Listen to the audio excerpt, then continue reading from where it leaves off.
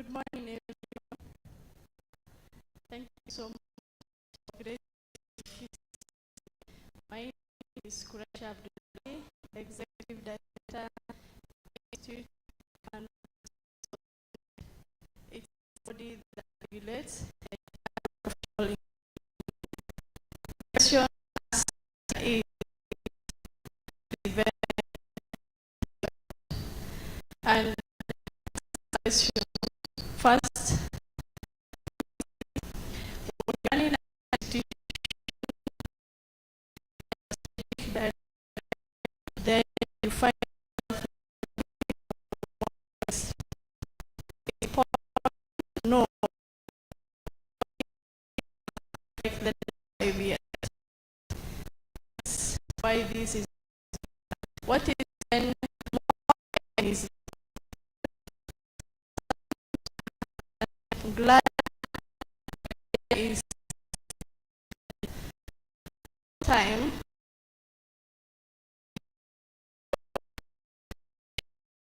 countries have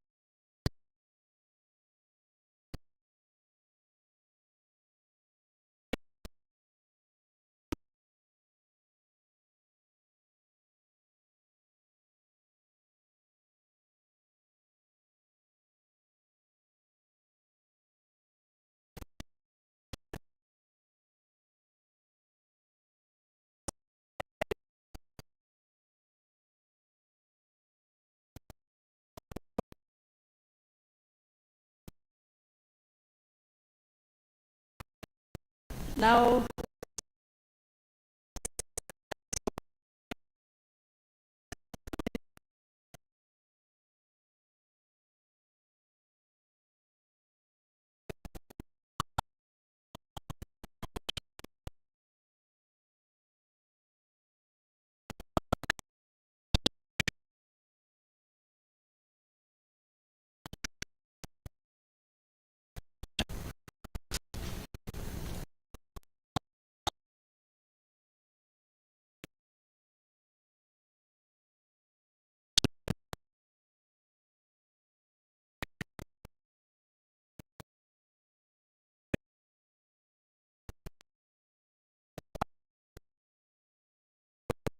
training college.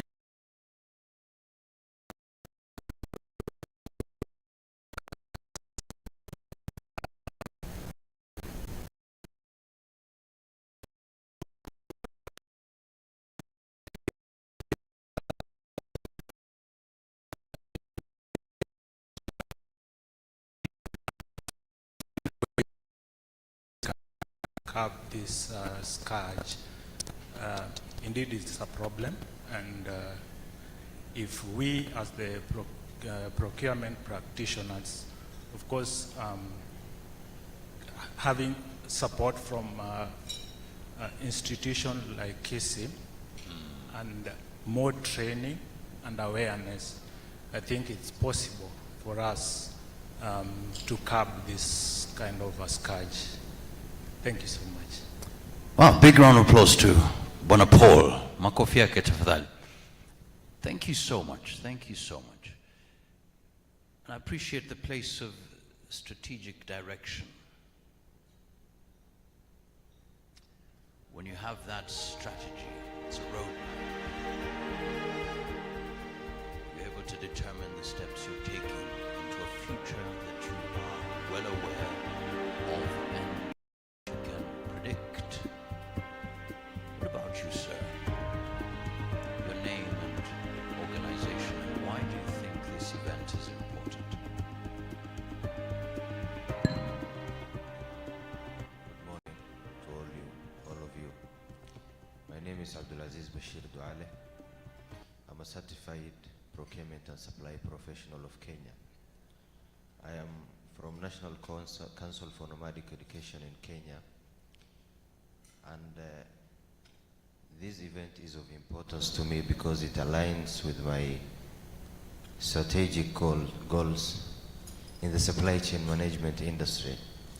Coming here today, joining different stakeholders from the supply chain management, the local and the international fraternity, government officials, professional bodies, gives me hope that there is still positivity and optimism in the supply chain management industry.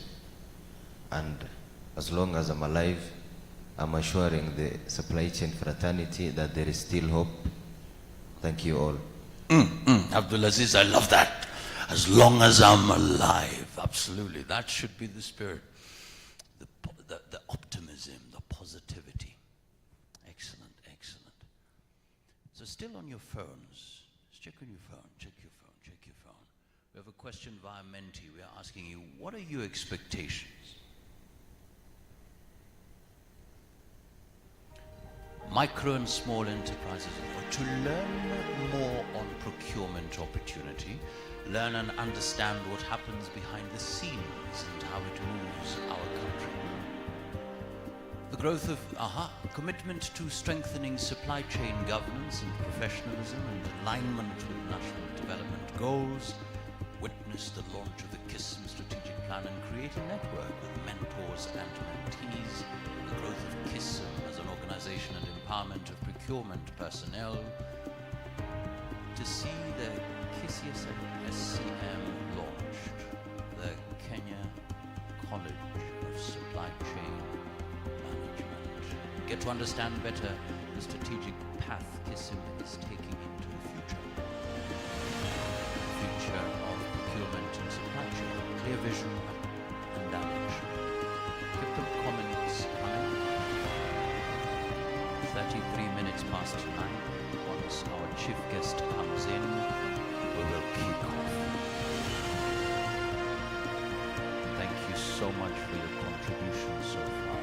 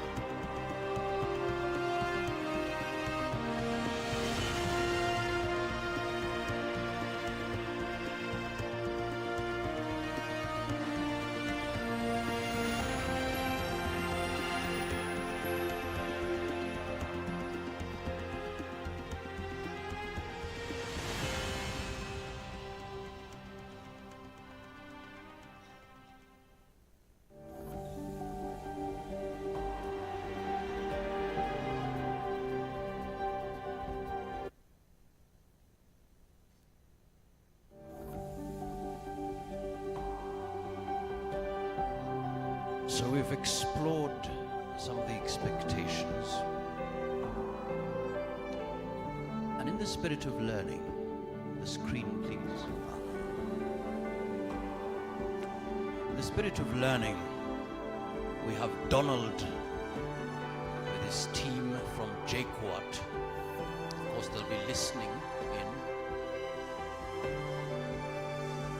And I wonder, we have supply chain leaders here. Let's have a moment, a quick mentorship moment.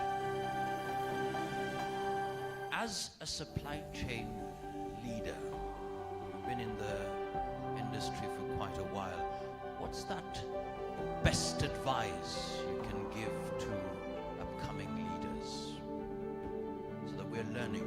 It's not just an event, but make it also very practical. Make it very practical. Bwana Mutisia, I'd like to start with you, sir. What is that one thing, lesson? You have an opportunity. They are all ears. They're saying we're here to learn. What's that lesson that you would share with them?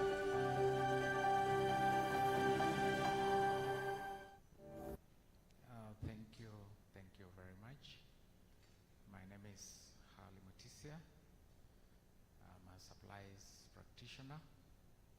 I'm a lecturer at the University of Nairobi. I've worked in the private sector for very many years.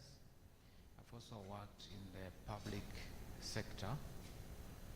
And one thing that I would like to advise the young and the upcoming professionals in the field is that there are very many openings within the supply chain function.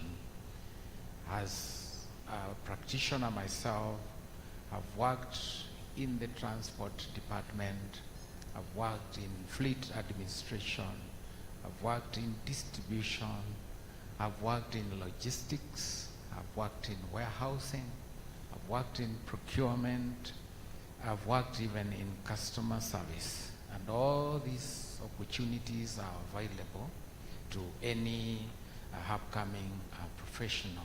It depends on where somebody has a liking in. One thing I would like to also advise the young ones and those who are upcoming.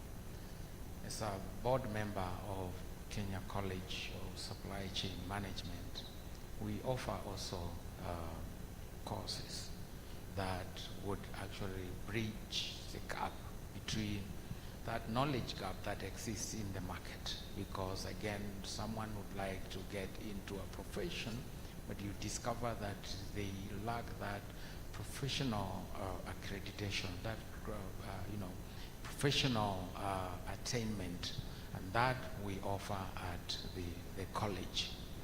Beyond the college, then you need also then to understand the networking, with the other professionals, so that also you can understand the other opportunities at a higher level, like consultancy, like training.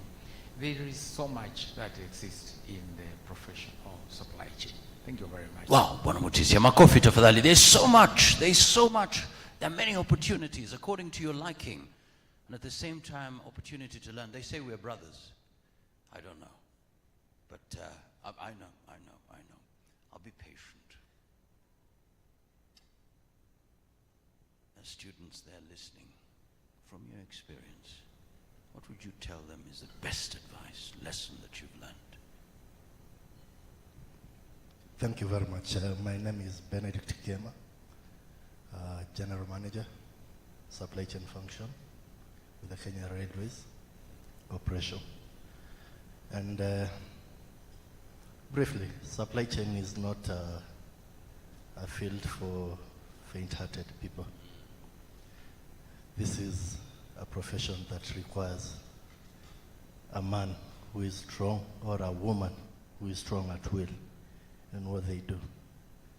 So mine briefly is to encourage my colleagues. Keep doing your work within the guidelines that have been provided by the Act and the regulation. And be firm when making procurement decisions. And don't be intimidated by powers outside our field that would want you to make decisions outside the field. Thank you very much. We'll share more as we continue interacting. Wanakema, thank you so much. Big round of applause for him. Strong-willed. Aha, thank you so much for that. Do what you have to do. Abdulaziz, you know, I loved the way you put it, as long as I'm alive. Now that you're alive, what would that be? That one lesson you can give those ones. They're listening. Something that has worked for you.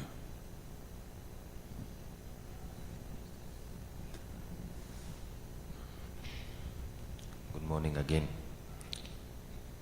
Though I didn't state at first, I'm also a student from JK Watt. In fact, they were my classmates some time back, but I've made some few changes. But what I will advise, I'm still in the profession, I'm practicing while I'm still a student, is that the earlier you start, the better. I've also attained the certification for the supply chain management practitioners. Also, the earlier you attain it, as the senior lecturer, Mr. Mutisia, has said, about the certification that the Kenya College of Supply Chain Management is offering. That will be my advice.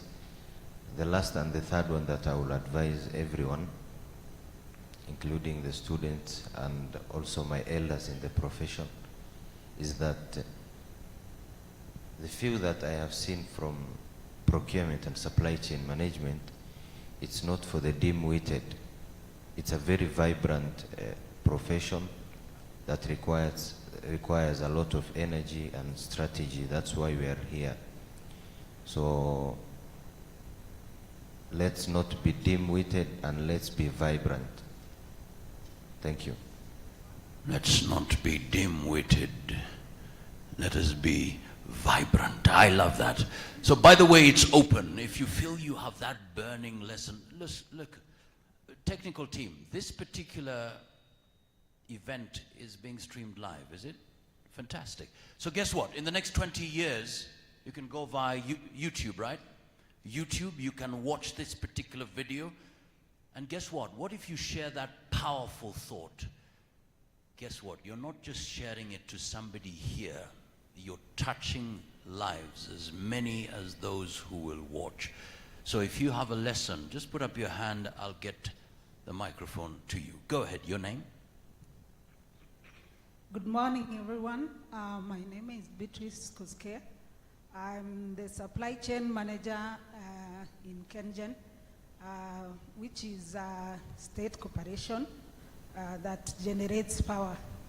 I think because of the nature of our organization, we handle very big contracts. And of course, we are a public institution. And what I have learned is that you must exercise your professionalism in everything that you do. Be it issues to do with tendering, contracting, and even coming up with the contracts, you must exercise professionalism and also avoid influence from external, like my friend there said. Often, because of the high value contracts, you will experience a lot of pressure from above, from beside, from everywhere. But as a professional, I would want to do work that I can go home and sleep without fearing that somebody will come for me the next day because of a decision I made as a professional. So exercise your professionalism, and I hope you can also exercise your integrity. Issues to do with integrity have plagued the Kism or the supply chain profession for a long time. In the past, you've had people being chased home, all of you. The entire leadership, you are told you are all suspended until you are cleared to come back to work. So I think, for me, I am a lawyer by profession. And why I even changed to supply chain profession, sometimes I ask myself, what was I doing? Because it is a very challenging, it is a very scary. If you think that on a Friday evening somebody could come for you, I think, but what I tell myself is, I want to make decisions such that I have no fear of somebody coming for me on a Friday. And even if they did, they would find that I can stand and say I did the right thing. That is the bottom line. You must act as a professional and do the right thing and ensure that every decision that you make is professional. Your role as the supply chain head is to give advice to the CEO under the Act. So if I was the one making that decision, I would give advice that is guided by the law, that is guided by the Act, and whatever decision the CEO would make would be up to him. But at least on my part, I would ensure that I give him the right advice according to what my profession dictates. Thank you. Wow. A big round of applause to Beatrice. Thank you so much indeed. Exercise professionalism and integrity. What about you, sir? Good morning. My name is Johnson Gashanja. I'm the outgoing manager supply chain in Kenya Ports Authority. I'm saying I'm outgoing because I'm soon leaving the authority. Thank you, Ready, for saying that you'll be picked on a Friday. That is an experience I have. There's a time I was given a free lift from Mombasa by the Subaru Autoback to Kiambu Road. So these experiences in procurement, you have to go through them. I've worked there for 38 years, so I encourage you people. These are things you have to go through. But at the end of the day, check what you did. Let your conscience be clean, because why I left, when I got to Kiambu Road, when I gave them the evidence which they thought I had missed, they started looking and saying, have you brought the wrong person here? Can you imagine after that torture for the night, being driven with the people with some guns? When you want to help yourself, they will not allow you to go. They will just tell, stop the vehicle on the bush, and then they will start there with their gun. You finish your work and then come back. Can you see that? And so that was a torture, and that is not the first one. That was not the first one. I've gone through experiences. Sometimes I was in the office. Some ESCC officers came to my office. They asked for my phone. And they said, we have come to pick your phone. They wanted to go and do some forensic investigation on the phone. My phone was picked for 2 months, and it was brought back. So that means, I just imagine, because I work in the port, you know, when you work in the ocean, there are waves. So I imagine those are the waves which comes through that place. But it is everywhere when you work in procurement.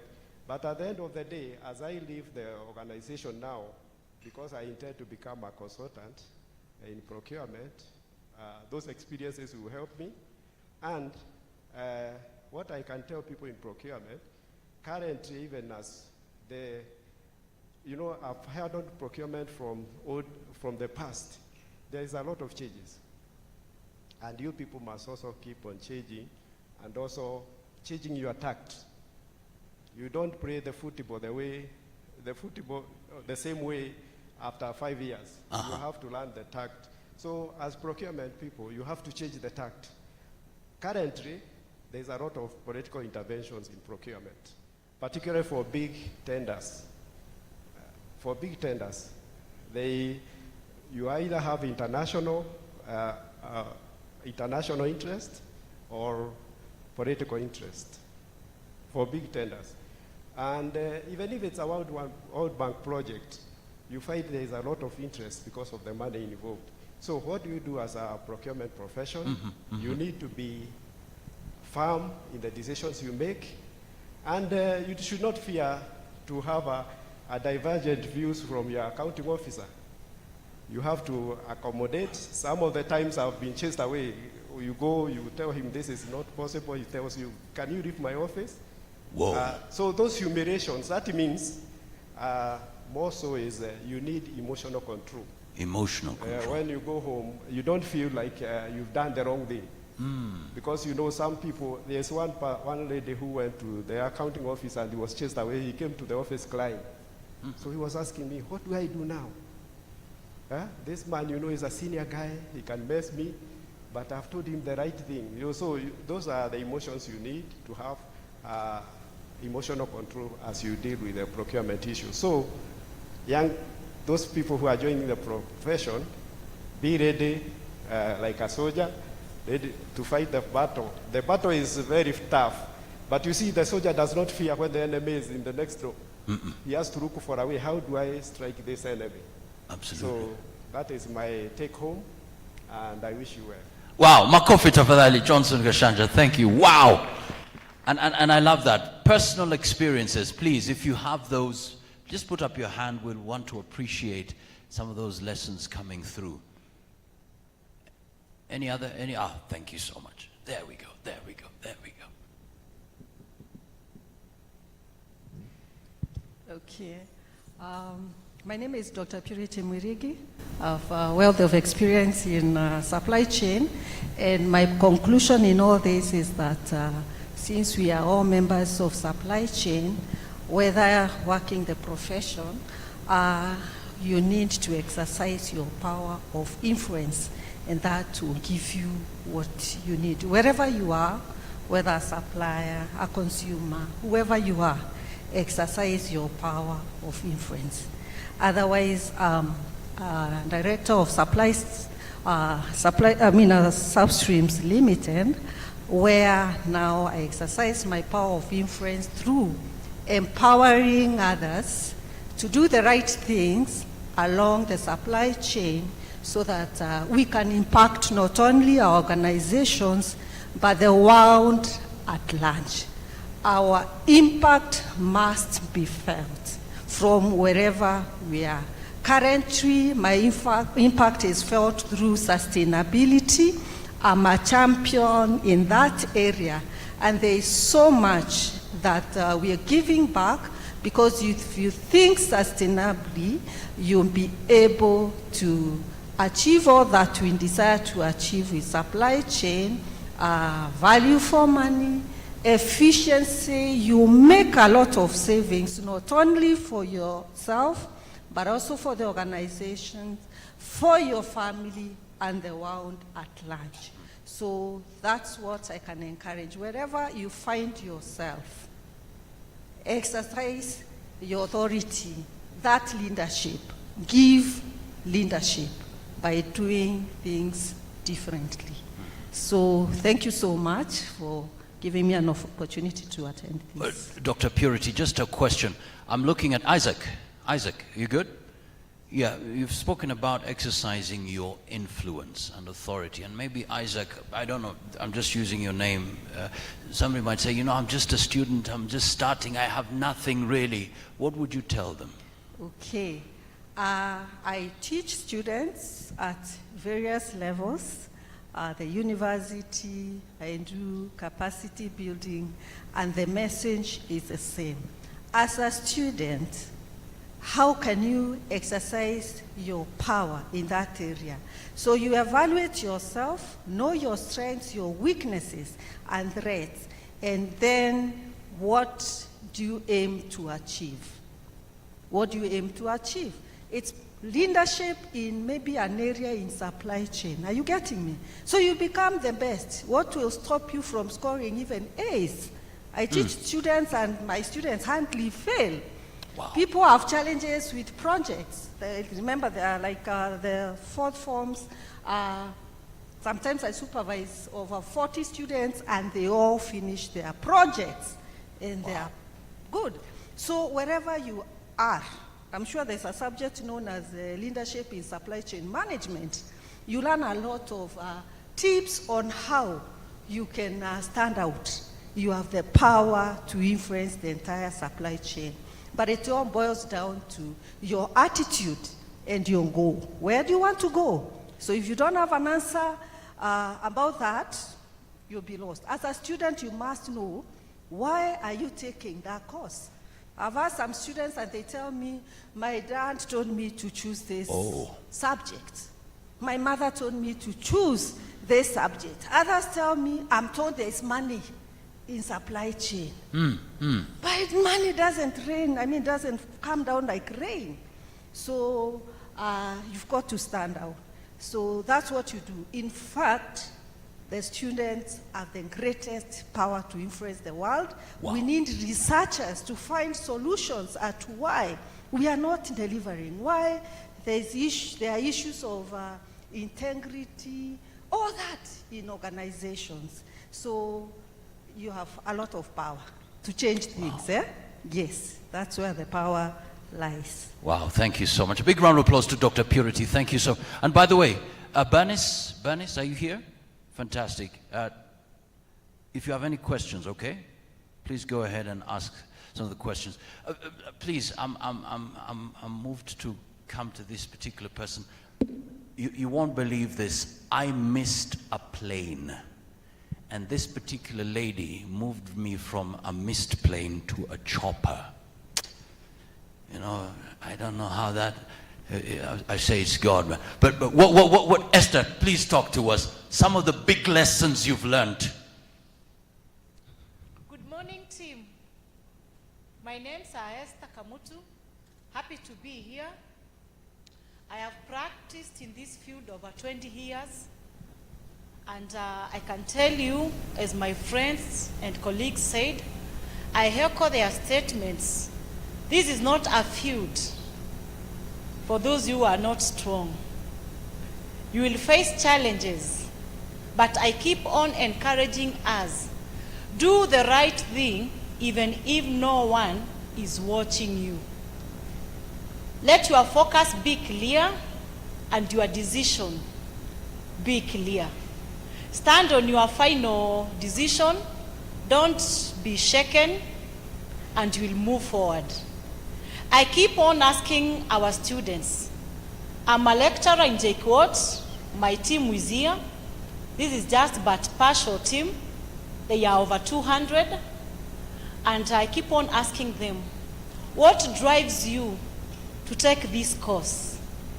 It is a very risky course if you are not careful. And as my colleague from Kengen has said, most of them, they will tell you it is money driven. And it keeps on lingering in my mind. What is this which we are doing as procurement professionals, which makes everyone think it is a money-oriented career? Someone somewhere said some years back, corruption is bleeding Kenya to death. What do I want to say? You can stand at your own corner and try to look back. And if it is bleeding this country and we don't have a blood transfusion to stand in place, it means we are all dying. It means we are not coming back to life. But I can stand strongly and say, we have enough blood donor units to curb this menace. That one I can say strongly. Many are the times we are faced with challenges. You will be given big offers. Give me this, I give you this. Many are the times I've said no, and my no is no. You will be surrounded by so many interested service providers. Even some will threaten you. And here you are a mother, you are a professional, you know, you have life to live. And above all, It is God who makes us see the next day. I hope I'm communicating to my fellow professionals. We live in a world full of threats. You come from evaluation meetings, bidding documents and everything, and somebody is here, utaona wewe. Were it not God to take some of us, tungekuwa tumeona. Because being in this profession for over 20 years, it is not easy as we think. But I'm here to encourage all of us. I've kept on to my students and even to the world at large. Do what is right. And by the end of the day, as you go back to your habitat, you are so confident and so settled. You better drink water and sleep rather than eating meat which is from unknown sources. That has made me face tomorrow in a very strong, bold woman face, and strong we are going. I work with Agriculture and Food Authority, Fiber Crops Directorate, in charge of the procurement department. Happy to be here, happy to witness this milestone. I don't take it for granted.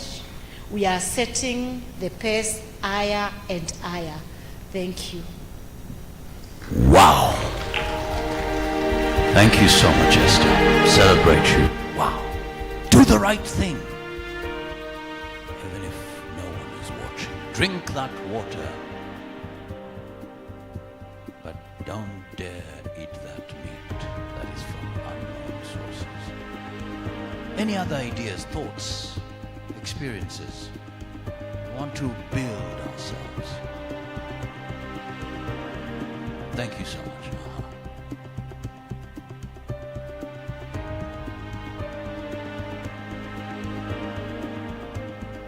Hello. Good morning, everyone. My name is Dennis Kasioki. Yeah, and I'm a graduate from Masinde Mulilo University of Science and Technology.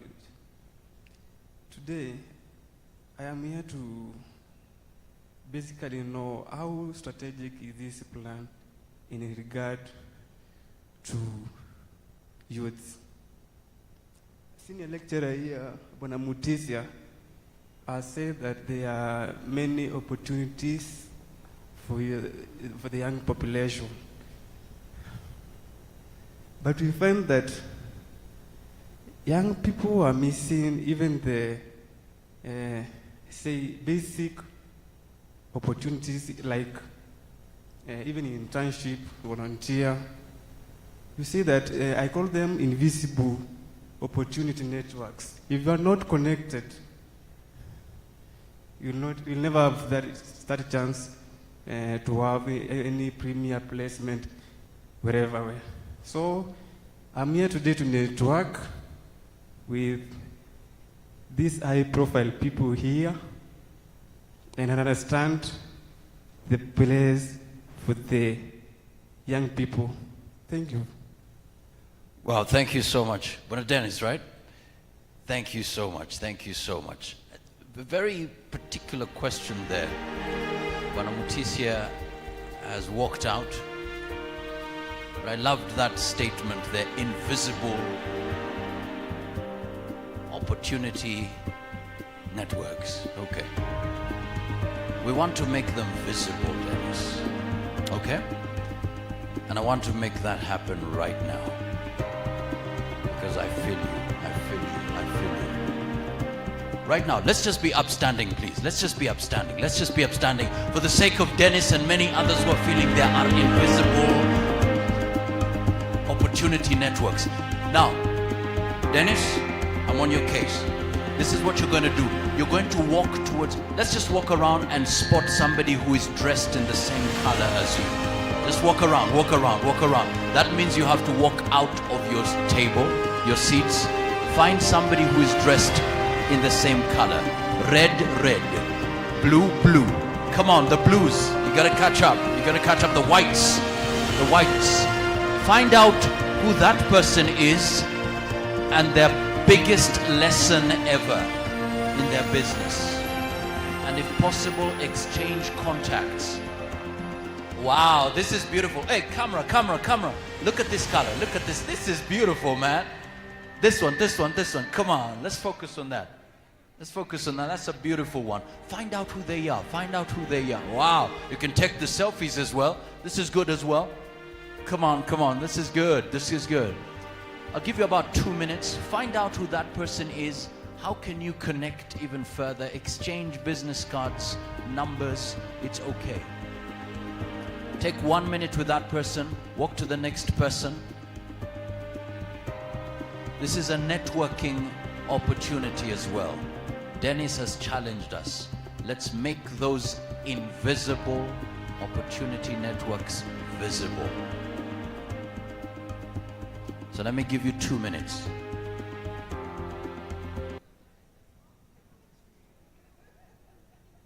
And randomly I'll pass the microphone to anyone just to tell us what the other person told you.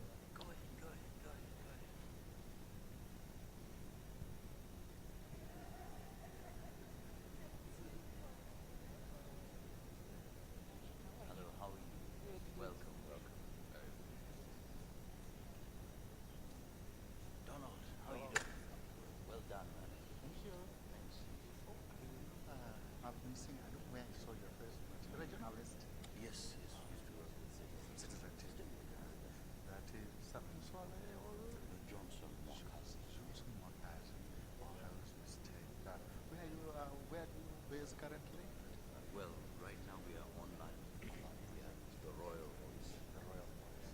Oh, because when I heard the voice, I was like, where do I always hear this? Wow. Yeah, very good. Happy to see you. Many thanks. Welcome. Can I pick your contact? Sure. About 1 minute. I'm just talking to Donald. He's taking my number. Who has taken your number?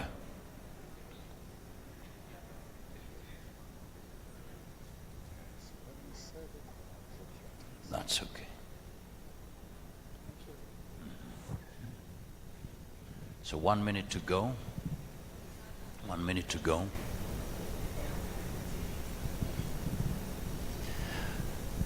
And by the way, if we can have those joining us online, if we can have Menti on the screen as well, so that you can also post your comments.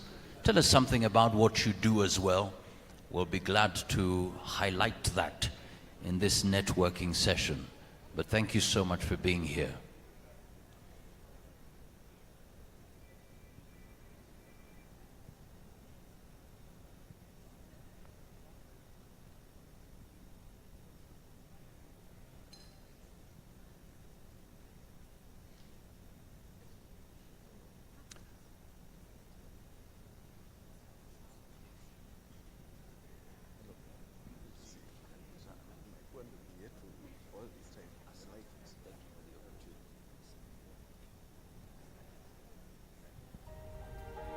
All right, we can take our seats. Thank you so much. So I'll be passing the microphone around. What did you learn from the other person? What did you learn from the other person? You may kindly take your seats. Thank you so much.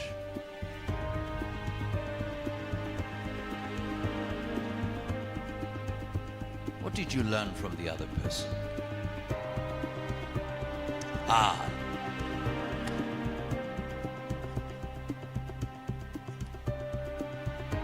In fact, I'm coming to you, sir. I'm starting with you.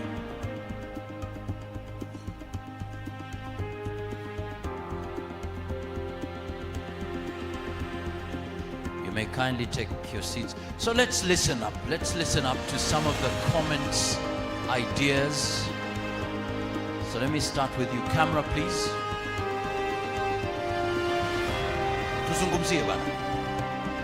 What did you learn from the person you interacted with? Go ahead. Good morning, colleagues. My name is Dan Kiprop. I work with the Parliament of Kenya. We've interacted with the colleagues. At least I got to know the different organizations they are working, the challenges. Though the time was limited, I think we can get more time. Thank you. Okay, Dan, who is that colleague? Ken San, he works with the Ken San. University of Nairobi. Abdullahi. All right. And Abdullahi? Yes. Okay. There's Rose. Rose, where is Rose? Rose, please tell us a bit about your interaction with Dan. Thank you. A big round of applause to Dan. Makofi yake tafadhali. Thank you so much. Rose? Thank you very much. Dan told us about the various services that they offer to the Parliamentary Commission and also the Senate and the Parliament. Yes. He said that there are so many things that happen in their institutions, and as had been advised earlier, they are focused to doing the right thing all the time. Thank you. Thank you, Rose. Doing the right thing all the time. Thank you so much. What about you? Your name and tell us about the person you interacted with. My name is Tabitha. Tabitha? Yes, I just got here. Oh, you. What about you, sir? She just got here. Hello, hi. My name is Kirui. Kirui? Yes. So I met with Chepngetich from JQuat. Uh-huh. Yes. So what did you learn from Chepngetich? Basically, I show my intentions of that I was intending to do the master's degree at JQuat. He was able to really guide me on their courses and how they offer their courses, especially on the online platforms. Okay, yeah. All right, thank you so much. Back to you. What's your big expectation? Why is this event important for you?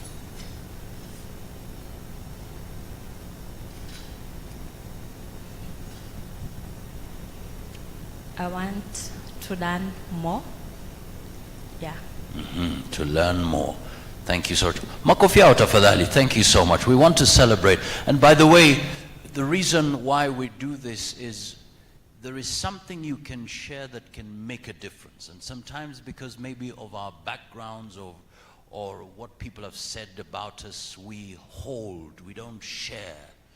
But it's in sharing that you actually outgrow that and you begin to walk in freedom and give others also freedom.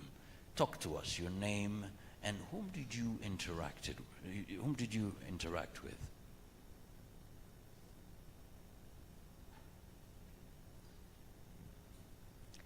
Hi everyone, my name is Faith and I've just interacted with Japheth and Faith. Faith and Japheth? Yeah. Okay. So they've just told me they're students and they're here to learn just like me. Mm-hmm. Yeah. Here to learn. Makofi to Faith, thank you so much. Asante. Japheth, what did you learn from Faith? Japheth. Mm-hmm. Morning again. From Faith, I learned about international processing. Yeah, they are dealing internationally.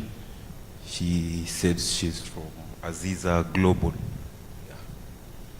Yeah, they are dealing with global suppliers. Yeah. Thank you. Exchange numbers? Fantastic. Okay. Big round of applause to Japheth.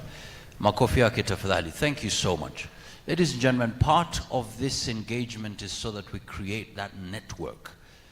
And somebody talked of an ideas bank, you know, a bank of ideas.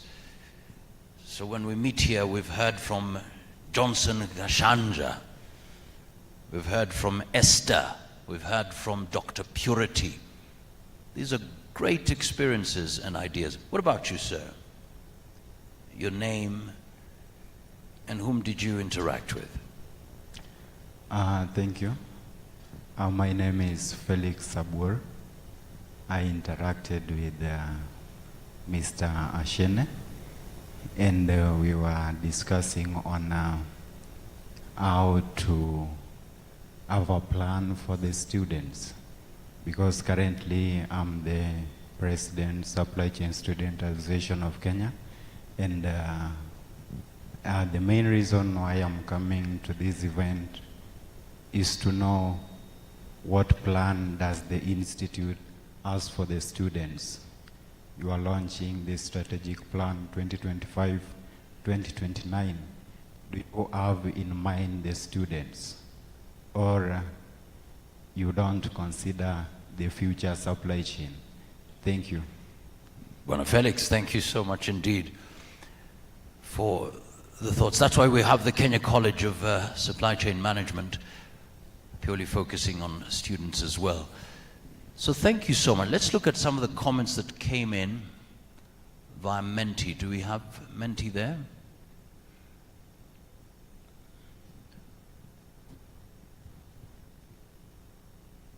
It's all right, it's okay.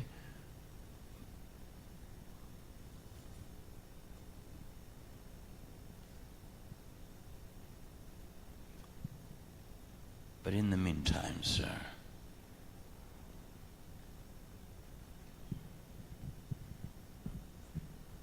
person you interacted with, your thoughts, go ahead. Yes, my name is Juma Felix from KC University, a student on a 4th year. I interacted with the Huduma Kenya CEO, Mr. Chelimo. The main reason why I'm here is majorly to get the network, that is the one.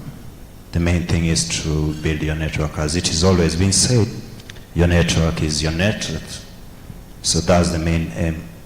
Beside that, I'm also one of the co-founders of the Supply Chain Student Association of Kenya. The chairperson of just spoke. So I'm always the assistant. He's the CEO, I'm the administrative manager. As you are interacting with the CEO, he immediately talked about or advised me that in order to reduce the mess within the supply chain profession, we have to majorly adhere to the law and follow the law to the letter. And we also have to be innovative and take precise actions, majorly on a desperate measures, be very quick to take decisions, very rational ones, towards the growth of the association or organization where you are. Thank you. Wow. Big round of applause to Bwana Juma, leader indeed. Thank you so much. Work according to the law. Asante sana. 21 minutes past 10. Thank you so much for your patience. We appreciate. Just waiting for our chief guest. And we'll kick off.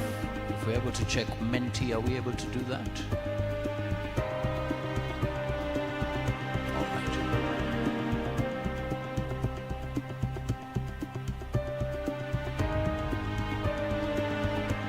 It's creating an environment where we can share experiences. And so if you have that experience you'd want to share, this is your moment. Remember, this is live on YouTube. Many years from now, you can actually go watch, listen. If you share your ideas, those ideas may definitely impact many others.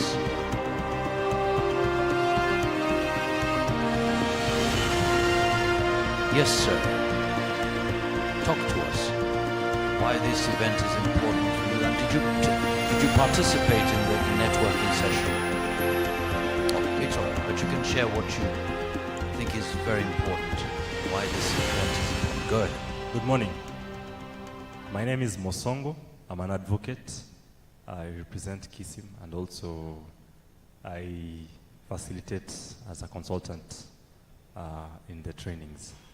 For me, what is most important about this session is to know, as a facilitator, as a supplier, how to plug in to enable Kism actualize their strategic objectives, and also how we can enhance the implementation of their core mandate. Thank you. Musungu, just before you sit, I've heard quite a bit that you've shared. We have a couple of students there. We have Bernice, we have Faith, we have Japheth, we have Isaac. They're all listening, they're students. What would you share as a best lesson for them? Top of my mind, I will tell them do not underestimate their youth. When they are still young, it's an opportunity to maximize and choose to be distinguished at that very young level. Yeah, it's important to always be distinguished as a young person, because as you grow, it benefits you. Yeah, thank you. Wow, be distinguished. I love that. Thank you so much, Bwana Musungu. Really appreciate. Bwana Dennis. Dennis is still there? Dennis is gone, okay. Because I picked that networking bit. Dennis, you're here, right? Yeah. So whom did you interact with? Were you able to make the invisible visible? Okay, I interacted with Ria Saujina from there, but so I mean, by coincidentally, we work from we read from the same page. Whatever she's going through is what I'm going through. What's that? Sorry? What's that? You're going through, she's going through. Yes, like those opportunities bypassing young people. Yeah, so she said that it is time that these high-profile people to limit those, let me call them motivation, and be practical when it comes to business, that if there are opportunities, let them be advertised and the right criteria be used, and I think we will not be having many issues as young people. Yes. Big round of applause to Dennis. Bwana Johnson Gashanja, I want to come to you. He's saying there's a lot of motivation, but there's no practicality. If there are opportunities, why aren't they clearly advertised? Are there really opportunities for young people in the supply chain sector? Yeah, they are, but you have to be proactive. From my experience, the many years experiences, currently the people who are joining the profession have got a different attitude from what, we started from, this organization, Kism, started from very far. We even had, we never had a professional body. We used to rely on government, GTI that time, Government Training Institute. They were training on procurement. But currently, there was also the Chartered Institute of Purchasing and Supply. So what we can tell the young people is this profession has really evolved. We are very far from where we were. We used to be called storemen, and anybody who was brought to the store, to a procurement, alikuwa anaambiwa huyu ni mtu wa store. We used to be looked down, but now with the activists, particularly, I must admit the World Bank came in and they helped the government get out of the mess. And we started developing the regulations from the exchequer and audit.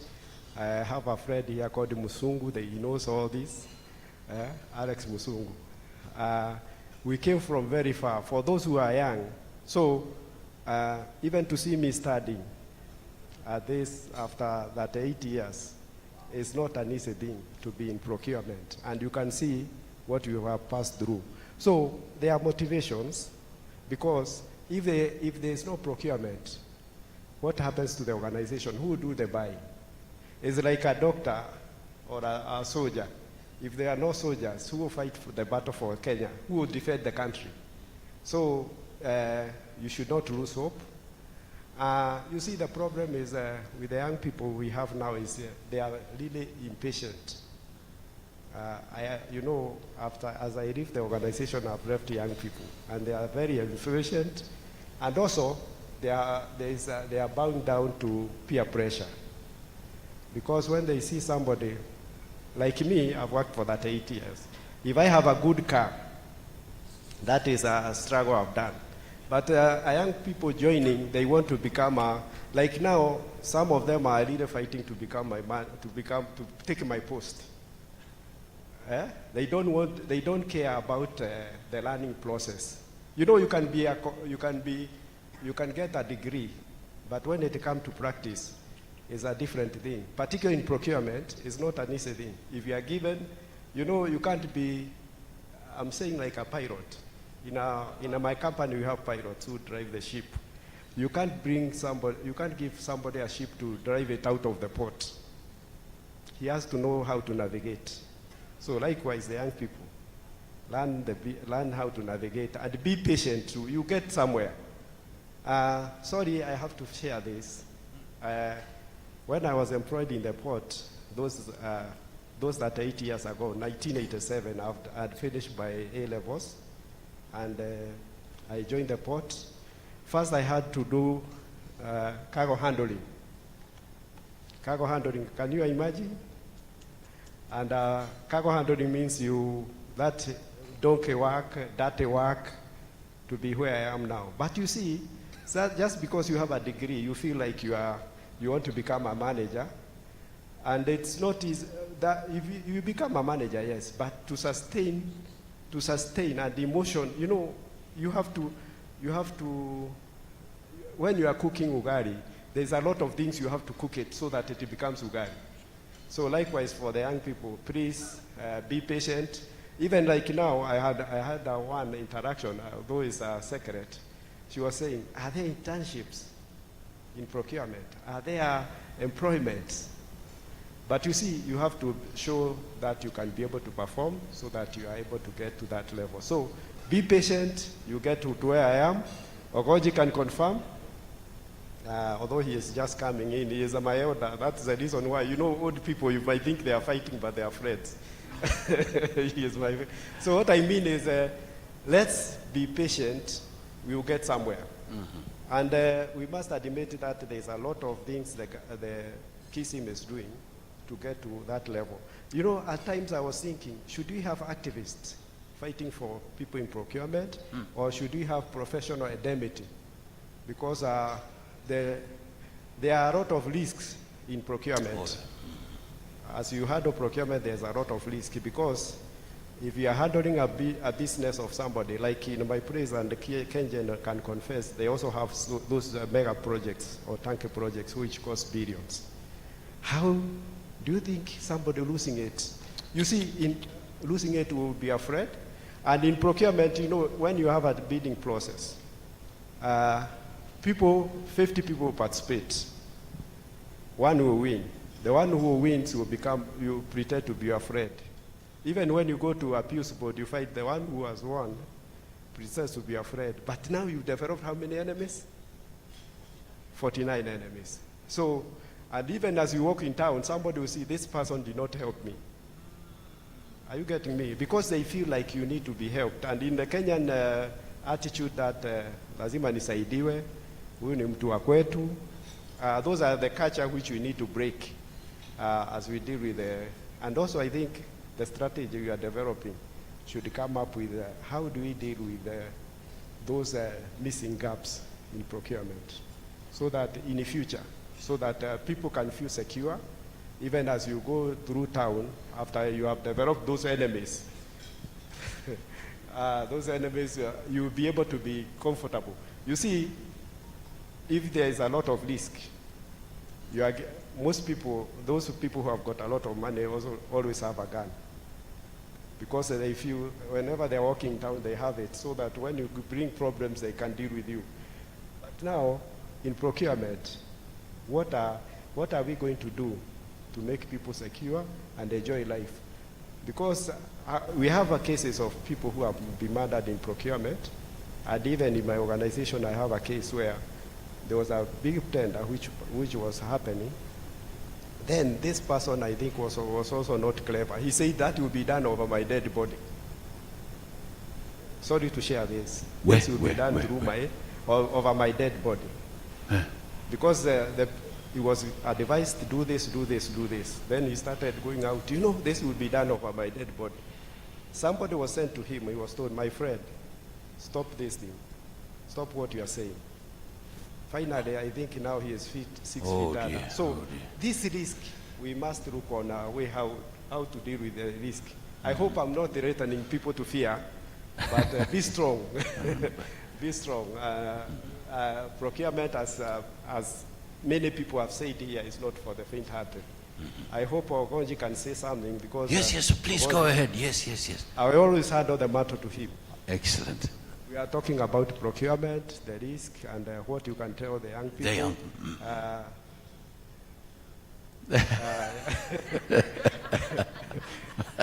You're saying, like we say in Mombasa, the old people are in Chuda for the.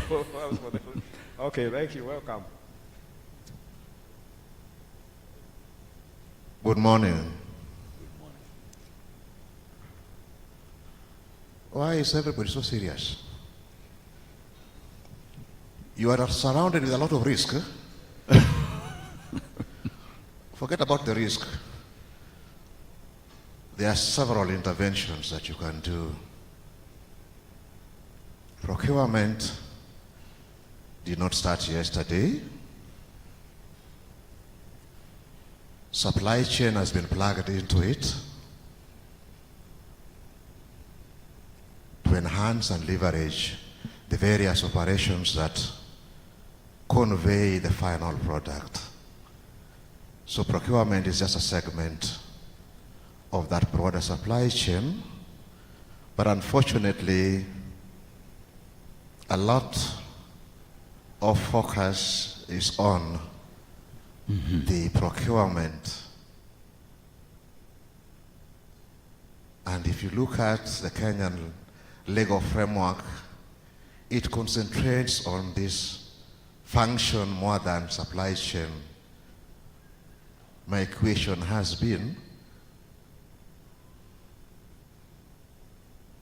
must we carry out procurement guided by the legal framework?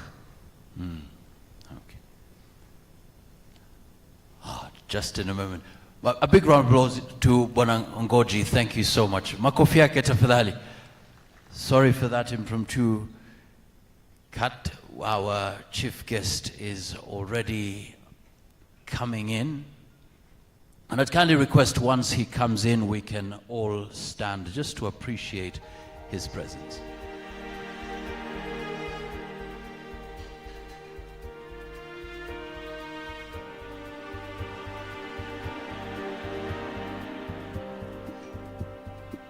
Bwana Ngoji.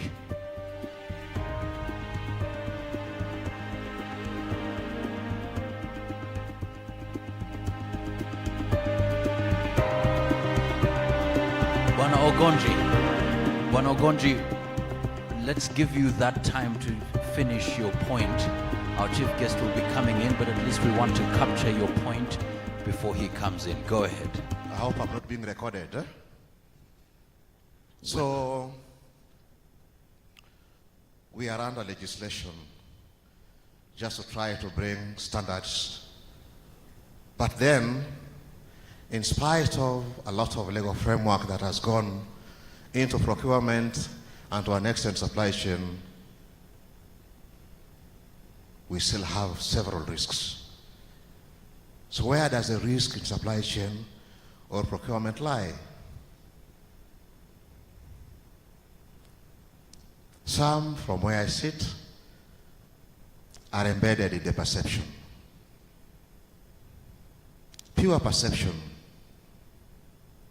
You have a guideline of how to carry out your functions.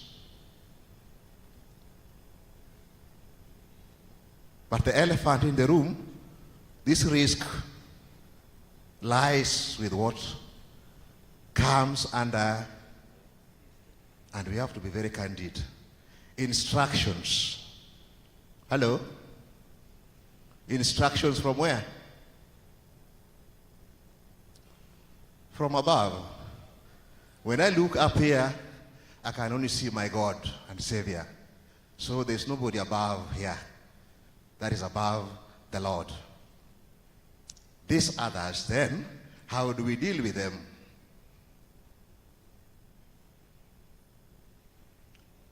You tangle with them, you will always tangle. There is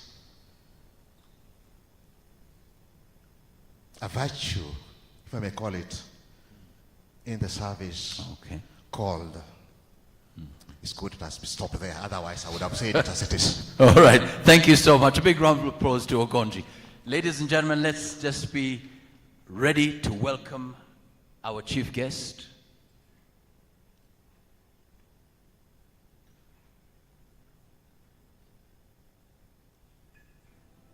All right.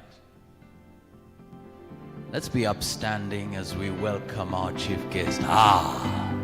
Chief of Staff, Head of Public Service, Bwana Felix Koskei. Makofi yake tafadhali. Karibu sana. Together with the Chairman, Kism Council, and the Council members, Asanteni sana. And I'd kindly request that we remain upstanding for the Kenya National Anthem, East African Community Anthem, and then the Kism prayer.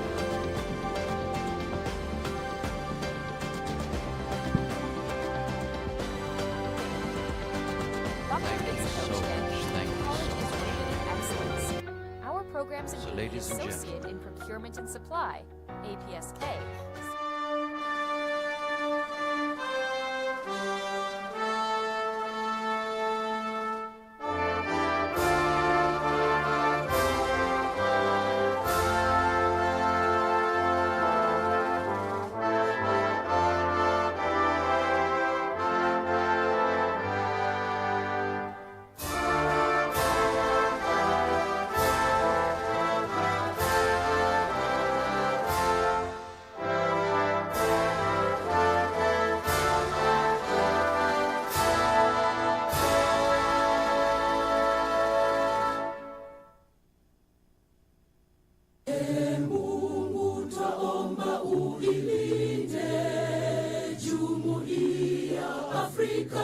Mashariki, tuwezeshe kuishi kwa amani, tutimize na malengo yetu. Jumuiya yetu sote tuilinde, tuajibike, tuimarike. Umoja wetu ni nguzo yetu, idumu jumuiya yetu. The Kism prayer. Let's have it on the screen. Together, our Almighty God, we commit ourselves to be honest, ethical and transparent, and behave in the best interests to provide quality and reliable services to the public. That is why we have accepted to be answerable and liable for our conduct. In so doing, we embrace ideas that drive learning and positive changes which add value, improve procurement and supply chain management. So help us God. Asanteni sana. And before you sit down, please give 3 people a big high five and tell them welcome to this triple launch. It's a triple launch, ladies and gentlemen. Makofi tafadhali. Give them a big high five. Give them a big high five. Asante sana. Asante sana. Well, karibu sana. Well done. Well done. Good to see you. Thank you so much. You may kindly take your seats.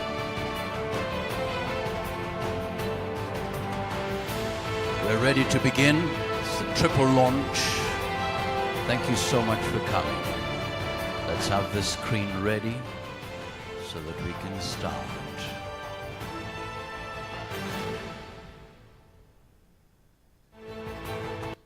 He is a dynamic supply chain leader with 15 years of local, regional and international experience from the Auditor General's Office and German Development Corporation to the Ethics and Anti-Corruption Commission and Kenya Industrial Estates. He is currently driving ethical, efficient supply networks that elevate standards, empower organizations and chart a bold path for the future. Please welcome the Kism CEO and Secretary to the Council, Kenneth Matiba.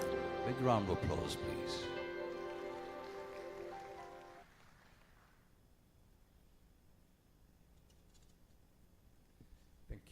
Thank you very much,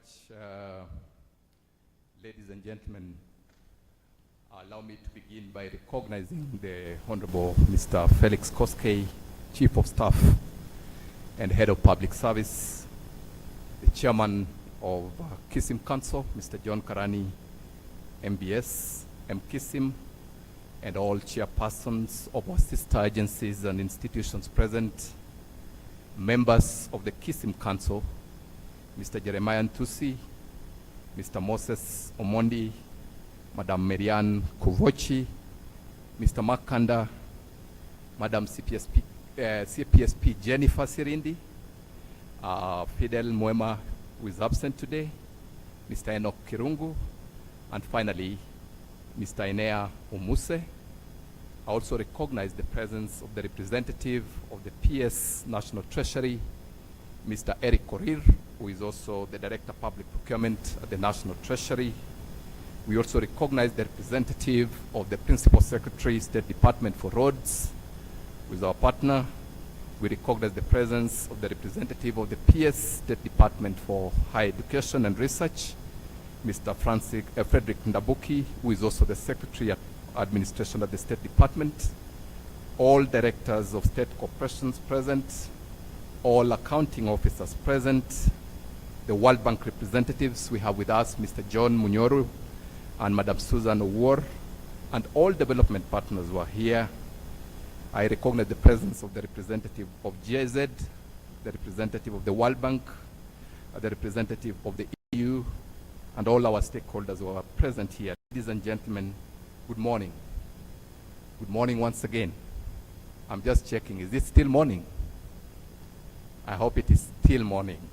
Honorable Chief Guest, it is a great honor and privilege for those of us who are serving at Kism to welcome you to this important day in our calendar. This day is marking the launch of the Kism Strategic Plan for the year 25-29, the launch of the Kism ERP system, and the launch of the Kenya College of Supply Chain Management. Our leadership has steered the ship, has guided properly, and we are happy to associate with the progress in the launch of all these three critical governance instruments that will guide us moving forward into the future. The Honorable Chief Guest, with your permission, please allow me to recognize and introduce some key stakeholders who are present in this forum. And I want to begin by recognizing the members of the Kism Secretariat who have worked together, who have worked very hard to make this day what it is. In the interest of time, I want to request them that they just be upstanding where they are, and then they can be able to wave to the chief guest and all the stakeholders present. Let us appreciate them. I thank you very much, colleagues, for the continued support and for the good work you're doing at Kism. But the launch of these key governance instruments today, I think the bigger challenge for us is to now look at how to create better impact in the service that we have at Kism. The second stakeholders to recognize in this forum are participants from constitutional commissions and independent offices. Let us just appreciate them. I'm aware we also have participants from ministries, departments, and agencies. I request that we appreciate them also. I know we also have stakeholders from state corporations. Let us appreciate them. I also know that we have practitioners from the county governments and county assemblies. Let us appreciate them. And I also know that we have private sector and third sector actors. I request that we appreciate them. And of course, our development partners, the World Bank, we appreciate you. Let us appreciate them better. We appreciate all of you most sincerely, ladies and gentlemen, and we thank you for honoring our invitation and for joining us in this important event. The third, ladies and gentlemen, and with the permission of the chief guest, is to recognize the accounting officers and the CEOs who are present here. All CEOs who are present here, please, for purposes of the chief guest, just be upstanding where you are. All the CEOs who are present. Honorable Chief Guest, we have with us the Director General of Kenya School of Government, right next to you. We have with us the Director, Public Procurement Regulatory Authority, Mr. Patrick Wanjuki, present with us. We have with us the CEO, Rob Ngek, Dr. Purity Ngina, present with us. We recognize you. We have with us the CEO of Huduma Kenya, present. We recognize you. We have the CEO of the Institution of Internal Auditors of Kenya, Dr. Omina is here. We have my good sisters from the Professional Caucus. We have the CEO of ISIFA present here with us. We recognize you. And we also have my sister, the CEO of the IHRM present with us here, Koresha. We recognize and appreciate you. Honorable Chief Guest, you can be able to see that professional bodies are working together. We are pulling together to support the government agenda as we seek to make a difference in service delivery. With that said also, I don't want to forget mentioning our host here, Dr. Ben Kajwang, the CEO of College of Insurance. Thank you very much for being a great host. So the presence of the CEOs in this forum, honorable guest, is testament of the growing fidelity to the supply chain profession and also the growing credibility and relevance that the profession continues to attract in the socio-economic progress of our country. I thank you, colleagues, as CEOs, for the encouragement and support as we serve the citizens and the people of Kenya. Honorable Chief Guest, we are working very closely with KSG, and we are intending to launch out a program that you're passionate about on ethics and leadership. With all that done, it is now my pleasure to welcome the chairman of the Kism Council, Mr. John Karani, to come and guide us on the outstanding He has over 30 years of hands-on supply chain leadership experience at top organizations like Coca-Cola Africa, Wrigley's East Africa, Diageo, Kenya Cooperative Creameries and Kenya Meat Commission. As a trusted board member, chairman of the council and consultant to regional and international bodies, his strategic insight and deep expertise are forging resilient, innovative supply networks that empower businesses, uplift communities and drive Africa's growth. Please welcome Chairman of the Kism Council, John Karani.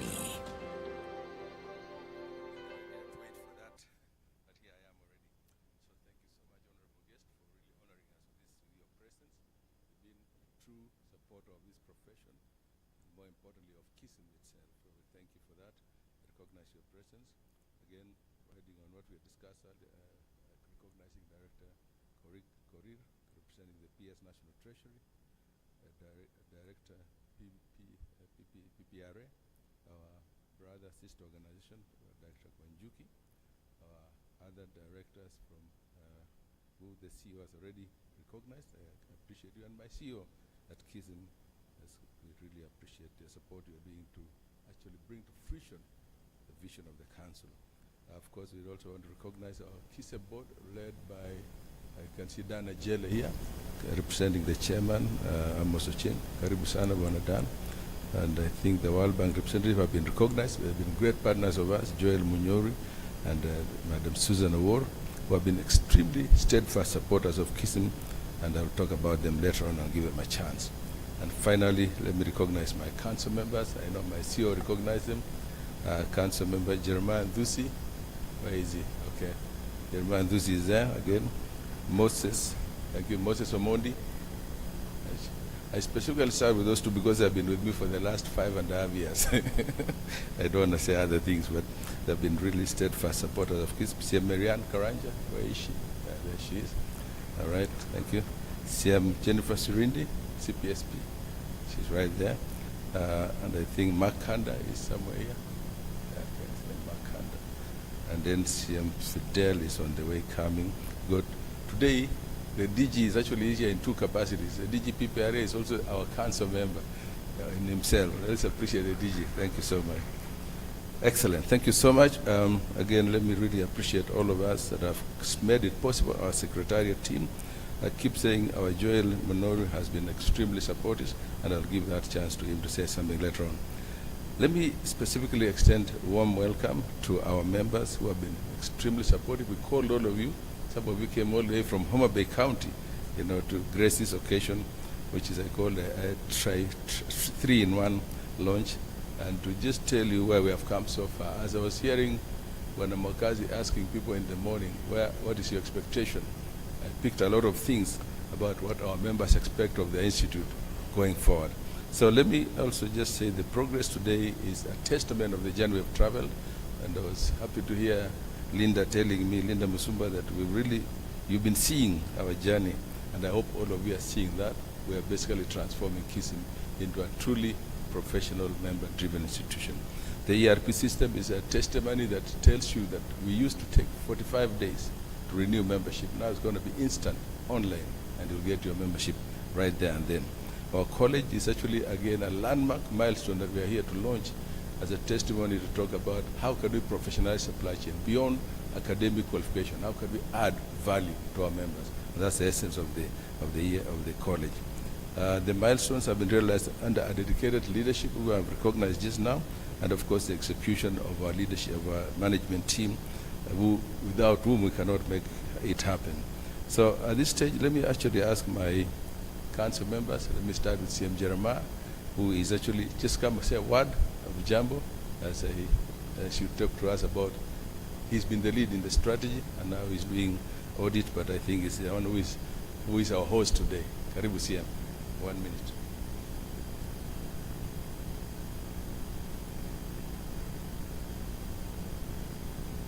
Thank you very much, Chair. To our chief guest, and all the protocols have already been set. I want to salute you all and appreciate this great moment that we are gathered here to see the launch of the strategic plan and also the college and the ERP. I'm really privileged to have played a very critical role in running the college as the first chairman. And at the same time, I was also the chairman for the strategy committee. So I really feel honored that our chief guest and all the other guests are here with us today to celebrate these great achievements. Thank you very much. Thank you, CM, for making it very short. CM Moses Omoni, just come briefly and talk about the college that you have took over from CM Jeremiah. Thank you.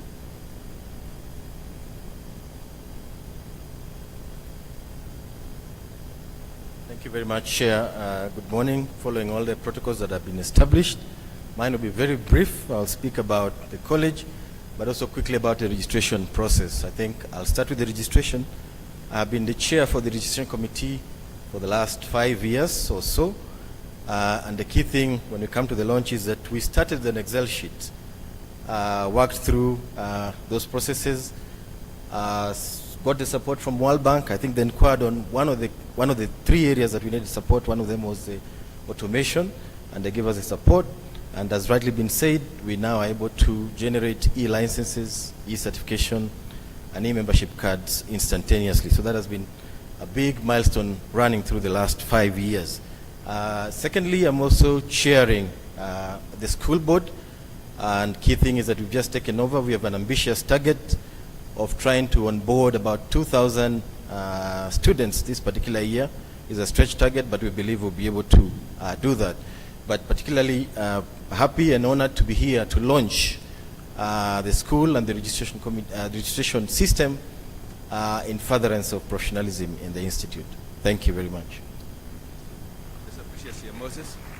All right, CM Makanda, who has been spearheading the registration after CM Moses laid the foundation. Karibu, 1 minute, please.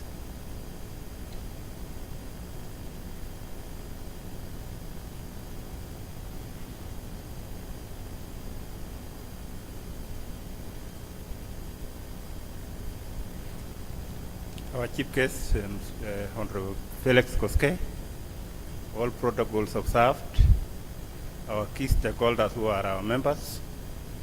I'm Jamboni. Yes. My name is Mark Candace. I know before I chaired HR committee, who was very material in supporting the college, the ERB system, and when I'm standing here, I want to thank the World Bank because leading the resource mobilization, the Meta College has a state-of-the-art conferencing facility, and even our boardroom. I thank you very much. I know our members today get the real-time license and e-membership card. Before, we used to come to the institute to collect cards, but when I came to registration, I'm privileged to start the e-registration, and we tested this January, and all our members are happy. Today we'll be demonstrating a seamless process for registration. I thank you, and I thank our stakeholders, and I wish our stakeholders to continue supporting the Institute to realize its mandate. Thank you. Thank you, CM. And before our chief guesting, we're just a male-dominated council. We have two ladies. I'll ask CM Jennifer to come and say hello. She's also our co-host for the strategic plan that we're doing. Karibu, CM.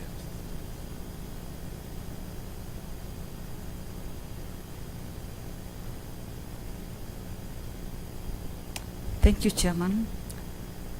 Our chief guests and all protocols observed.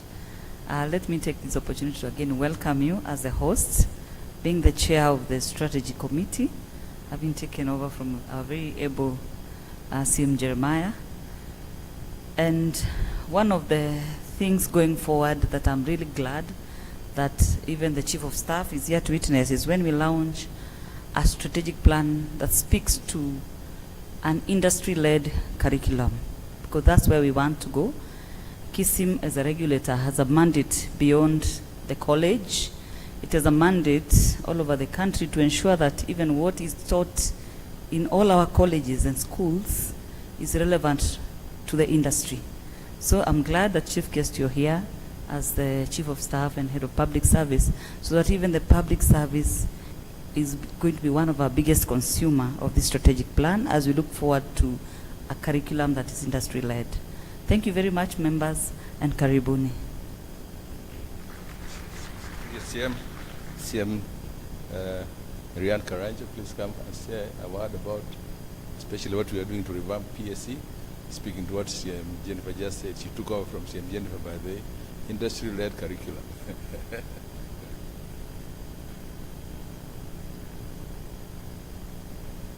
Thank you, Chairman. Good morning, everybody. That's a very low tone. But good morning once again.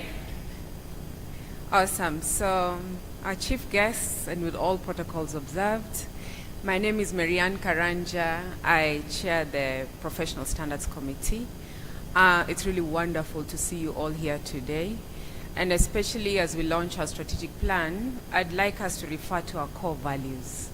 And they're in the SP. So I'm sure you've received that in the emails, or at least you'll get the opportunity to look at that, which is integrity. Part of it is professionalism, dynamism, excellence.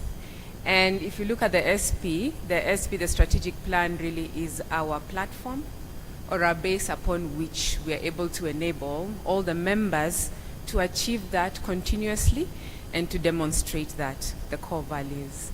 But what I'm really and deeply grateful for today is that we are also launching the ERP system. And the ERP system, beyond just getting your instant registration, is that we will have the data on your trainings that you have undertaken so that we can tailor that going forward, so that we don't keep inviting you to the same things or to the same lessons, the same technologies that you previously were exposed to. So I'm glad that our chief guest is here as well today to witness the launch of the ERP system. Our promise is that we will continue to be dynamic as Kism, as a council, as a secretariat, as a professional standards committee, to make sure that we tailor the programs to suit your life cycle. As you move from, as you join procurement, because we had students in the room, as you become a mature professional, as you exit to become a procurement agent, or even as you retire and eventually join us to support in facilitating some of these sessions. Thank you very much once again.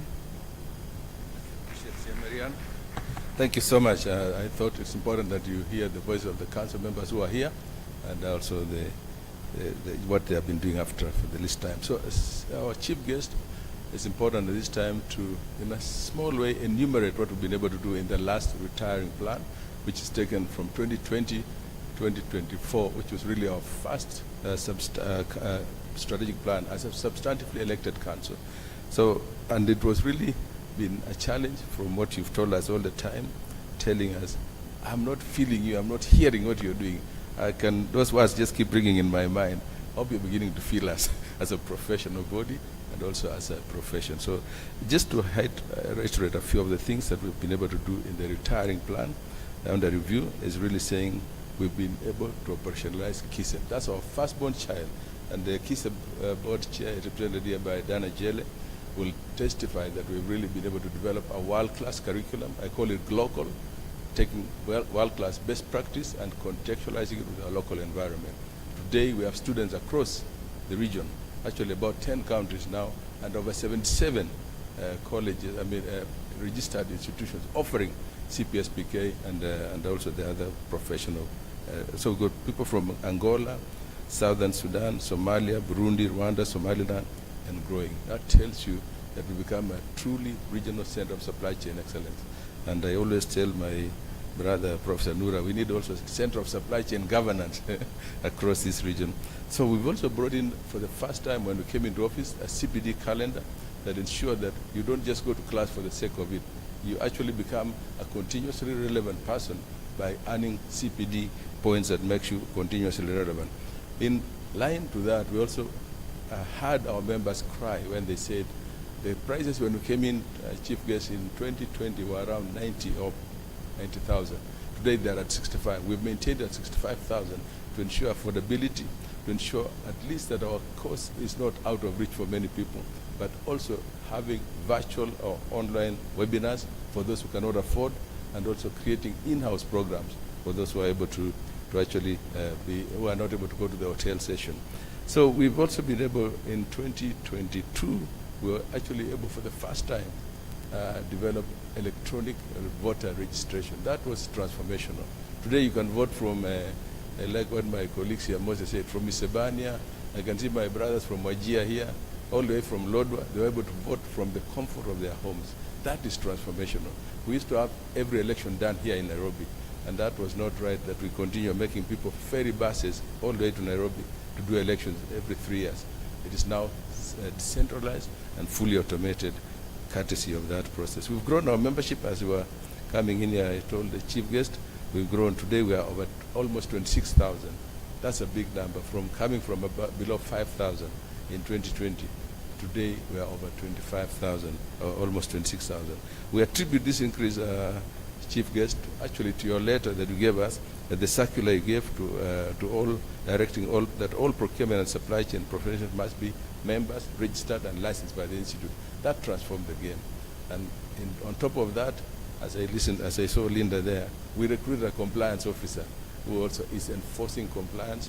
And we have not yet gone to the media, but I think it's coming. We've been going to each institution. It's a lot of work, but it's paying dividends. Just ensuring compliance, enforcement, and all over the place across the country.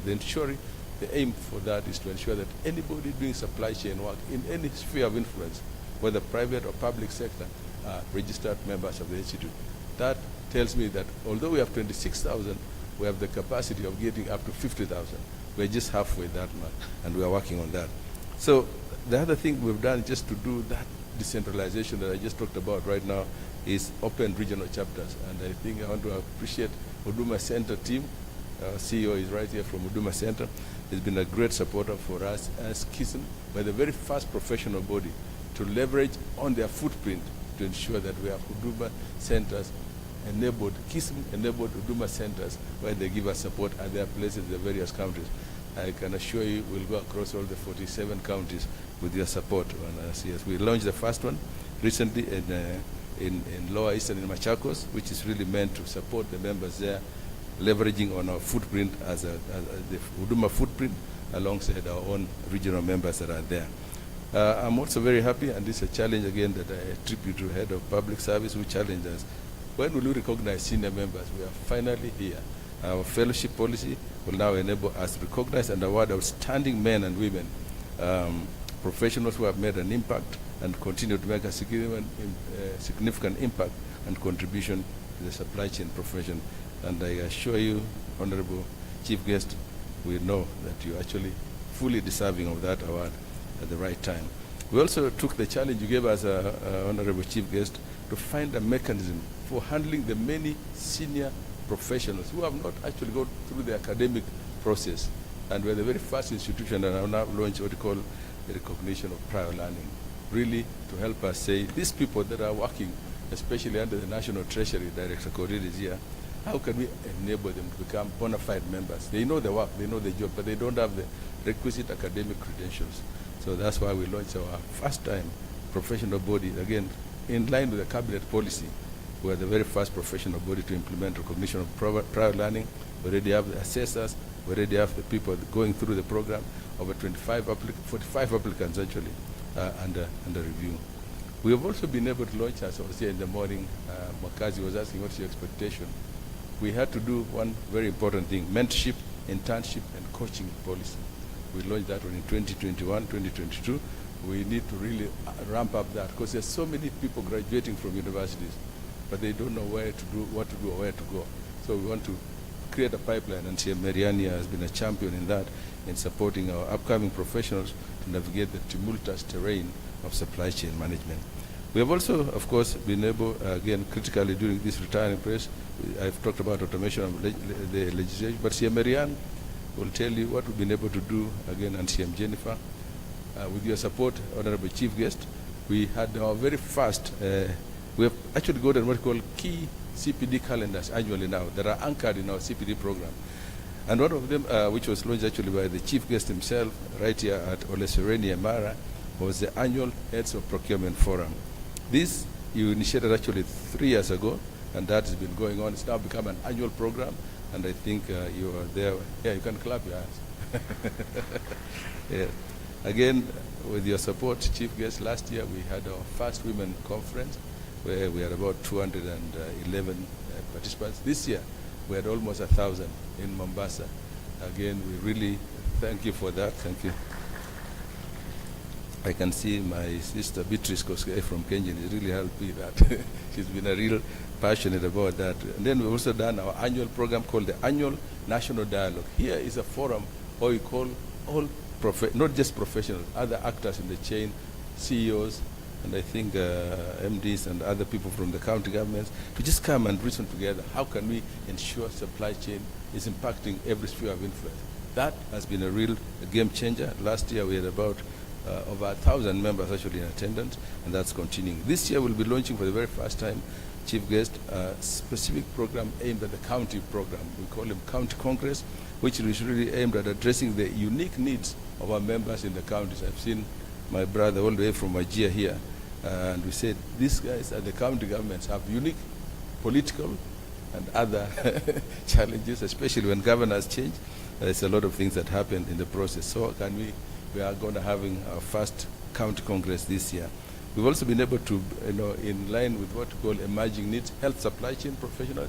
We realize there's people in health supply chain sector who actually are doing the work of almost, they're not medical doctors, but they are the people supporting the medical people. We realize the medics, the pharmacists want to come and steal our profession. So we really let's empower our members to ensure that they get health supply chain knowledge to know how to support their doctors and their pharmacists so that we safeguard our turf in this area of health supply chain. Of course, also the technology, emerging arena of technology has been a real big one. So let me now, of course, continually highlight the issues of strengthening partnerships with government agencies, development partners like GIZ, and the private sector and third sector. But our greatest partner by far has been the World Bank. And at this stage, I just want to ask Joel Munori, just come. Does he have a special later on? Oh, no. Just come for 1 minute, Joel, to just say the support he's given us over the years. It's important that I recognize the World Bank team led by Joel, who's been extremely supportive. And I think I told you this as a chief guest when I came to the office one time. The World Bank has been a great supporter of supply chain professionalization, and especially about talking this issue of making Kenya and East Africa the center of supply chain excellence in terms of capacity building. Joel, 1 minute. Thank you very much, Chair. I think you allow me to take 2 minutes. Our chief guests, all protocols observed. My name is Huko Monyori. I'm sure that other name you don't know.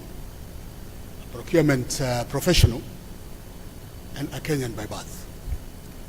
I do work for the World Bank, that has been mentioned, as a senior procurement specialist.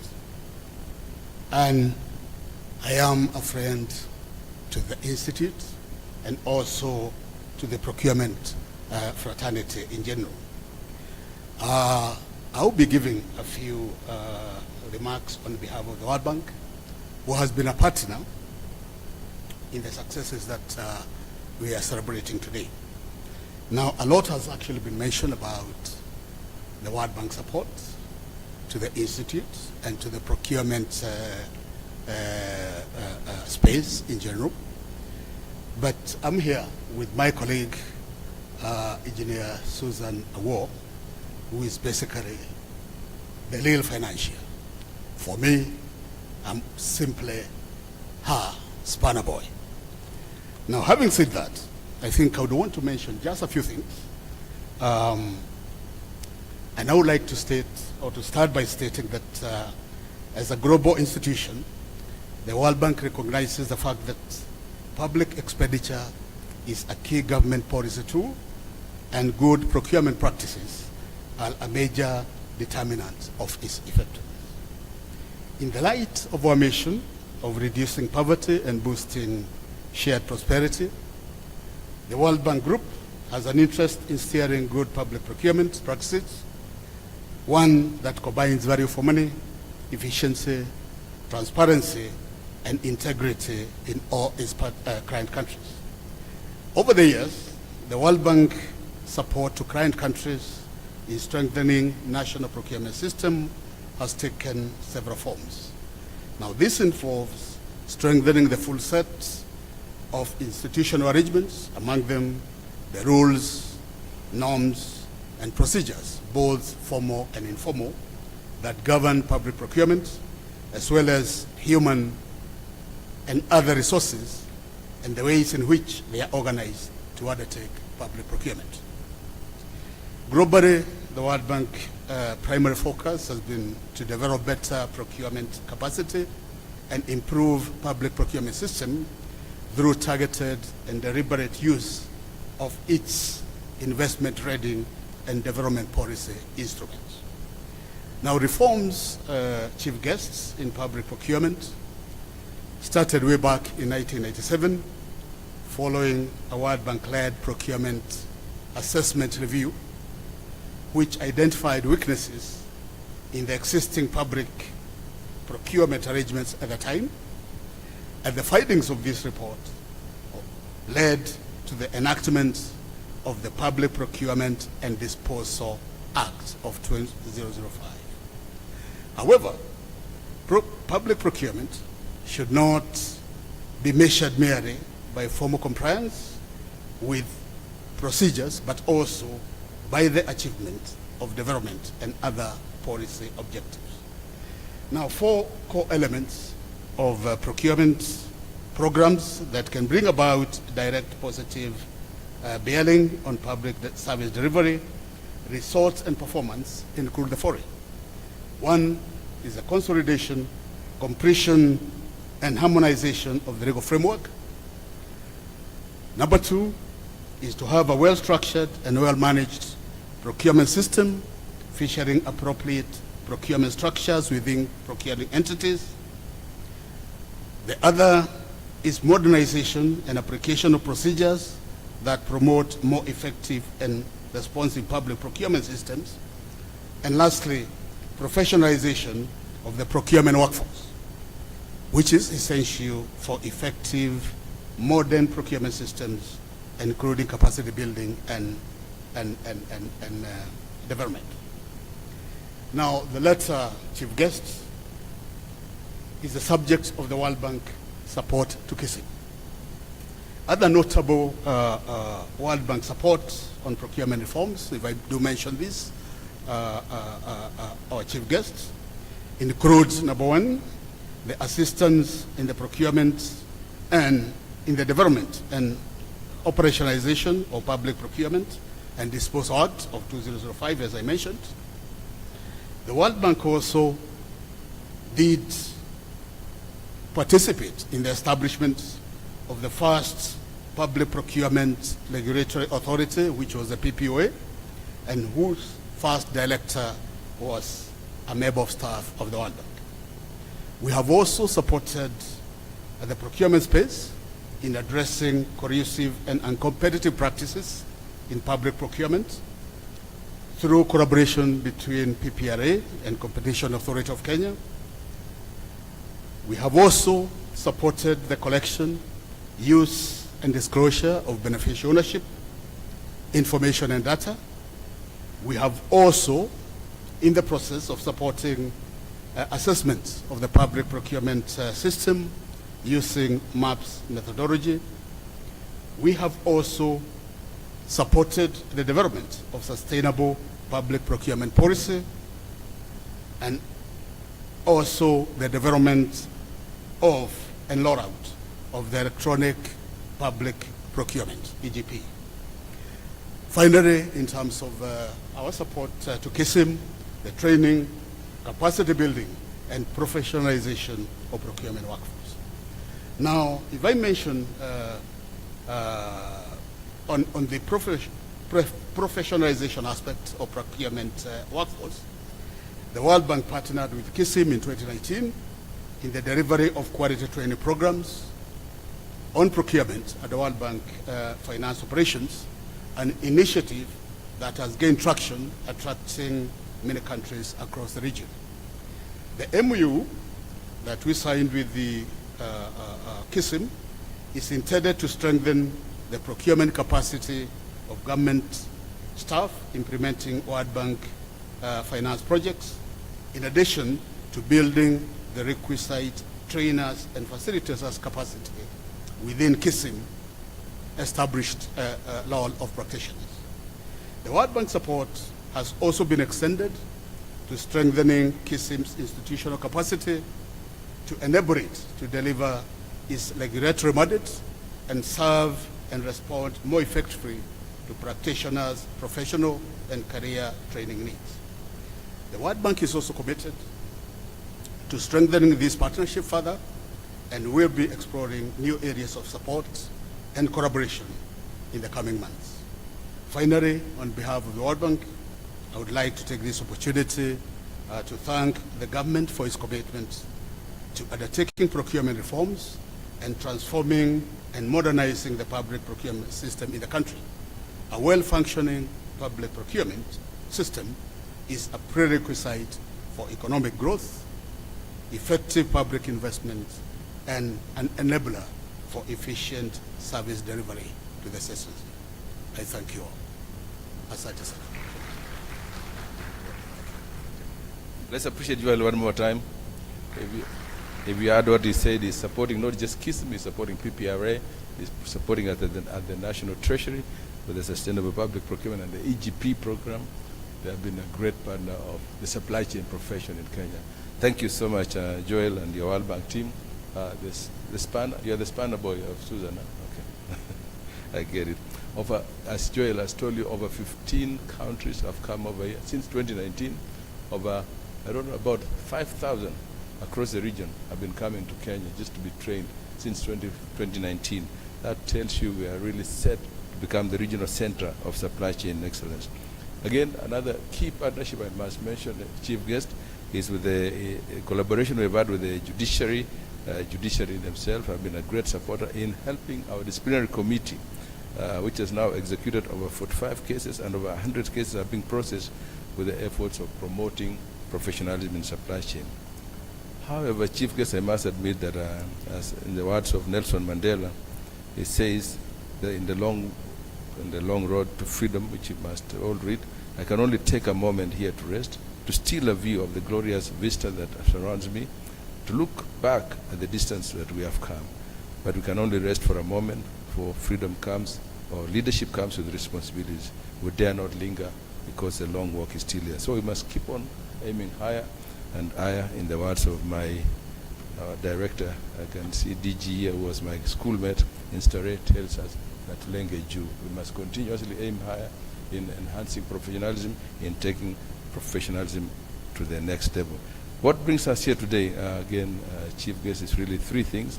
It's really the launch of our end-to-end automated membership portal to facilitate the membership registration, licensing processes, to have what you call, every member will have his own home or her own home within Kism, electronic home, as it were, a self-service platform. This was developed again with the support of World Bank, and I'm so happy that we'll be launching that today.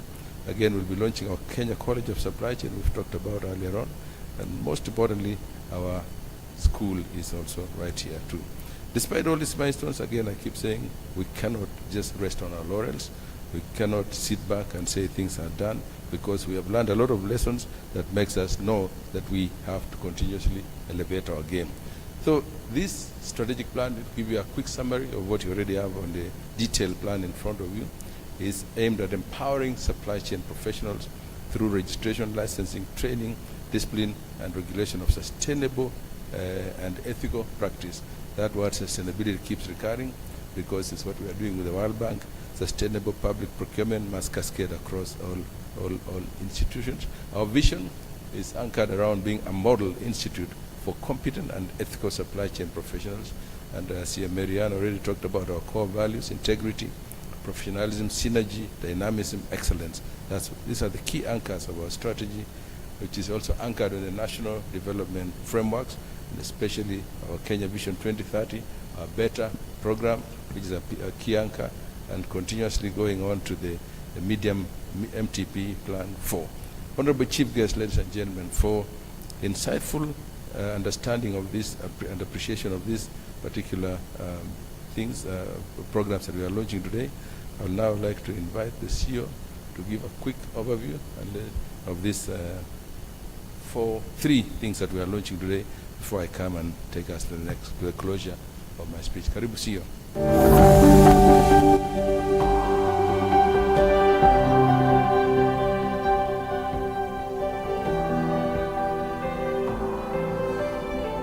Thank you very much, Chairman, for granting me the opportunity to support you in making a very, very brief presentation on the request by the Chief Guest, so that they can be able to appreciate the subject of the launch today. So the Chair has already talked about the mission, the vision, and the values. I wouldn't want to repeat that. And of course, the strategic plans are developed with the guidance of the government through the National Treasury, and it is anchored to propel and make progress and make positive contribution in that sense to the government agenda. So we have recognized the Vision 2030, we have recognized the bottom-up economic transformation agenda, and of course, the MTP4. Of course, we have anchored this strategic plan on the key policies that governs the public procurement sector, recognizing the key actors, both state and non-state actors, so that we adopt a unified and integrated approach when it comes to making a difference. So we have 5 key areas that this strategic plan is seeking to make a contribution in terms of the result areas. Number 1 is in regards to membership growth, welfare, and satisfaction. Number 2 is enhanced professional development and capacity building. Number 3 is around strengthening compliance, which the head of public service is very, very keen on, including the regulatory framework. And then number 5 is around financial sustainability, so that we can be able to see how to survive, noting the emerging issues in our ecosystem. And then lastly is about strengthening institutional capacity. So for Kism to be able to win in delivering that vision, we are seeking to understand our ecosystem on where we see the Kism's competitive advantage. And I think digital transformation is one of the avenues that we are trying to look at as we also try to diversify our revenue streams now that the government has made a pronouncement around declassification of professional bodies. We're also adopting a business excellence model that will encapsulate visionary leadership, customer-driven quality, innovation focus, and lastly, organizational and personal learning as we seek to improve our processes on a continuous basis. So we have proposed an excellence framework that offers a comprehensive approach to total quality management, looking at our internal processes, the actors within and outside the institute, so that then we can be able to build positive and impactful synergies with all actors, including the government as the custodian of the policy framework, and of course the actors within our space, other professional bodies who are here, and other stakeholders who are present here. So I wouldn't want to go into many details, but I think what is important is to look at what our promise in this strategic plan is as we contribute to the government agenda. I think one of the issues that the chairman has talked about is where we are in terms of numbers. We have been challenged by the head of public service over time. We are at about 25,400 members today. In the next 5 years, we are trying to work hard, working with the Office of the Head of Public Service and other actors through compliance enforcement to reach a target of about 40,000 members. We're also trying to operationalize welfare issues for our members so that there is value proposition and so that we can be able to answer the difficult question of why being a member of Kism and what is it for me if I'm a member of Kism. I think that has been a problem for many years. For lawyers on head of public service, they have the remuneration order.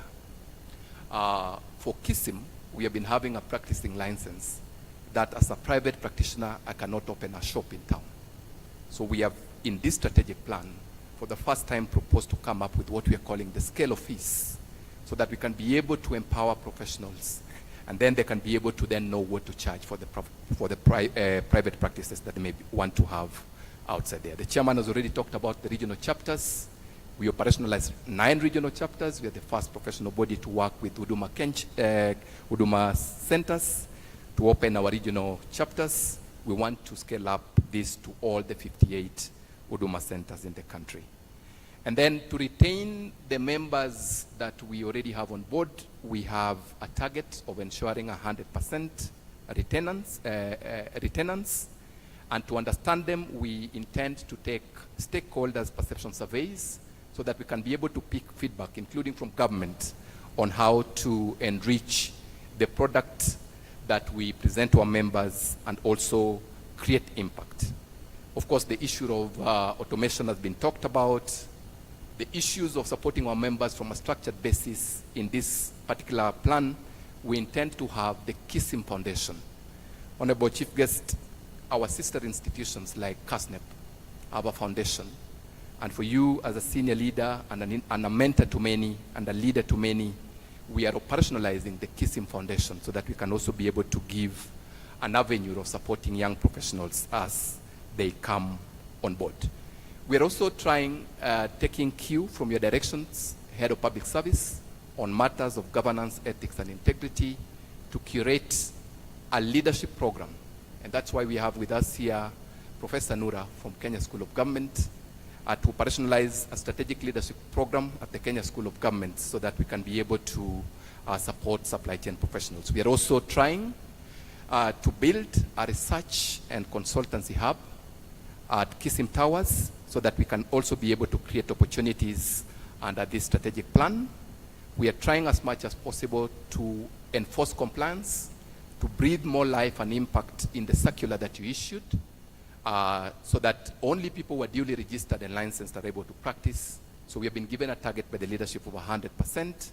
We are reviewing the legal framework, and Head of Public Service and Chief Guest for today, we will be seeking your support. We have a bill that is pending in Parliament, and we want to align to the government legal framework. So in this strategic plan, again, we will be looking at the legal framework.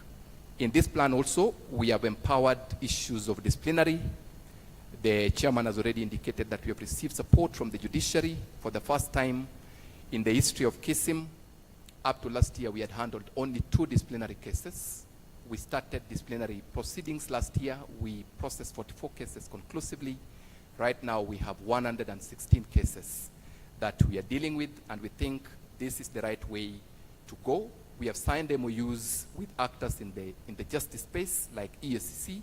We want to deepen those collaborations in the coming days so that we can be able to create an impact on compliance enforcement. As I come closer to concluding, in the interest of time, we take note of the need for financial sustainability. Our target by 2029 is to generate about 4.6 billion Kenya shillings, to reduce our debts by 90%, to clear pending bills, noting the tone of the government and the directions of government by 100%, to build the Green Supply Chain Center of Excellence to enhance our revenues by 2029, to ensure full occupancy of Kism Towers, and then lastly is to grow the proportion of revenue streams by 20% annually. We believe this also added with automation of budgeting should be able to make us make a difference. Internally, we are trying to build a robust performance management system so that we can be able to build the capacity of our human resources. We also want to rebrand Kism during this phase of the strategic plan as we implement customer experience management.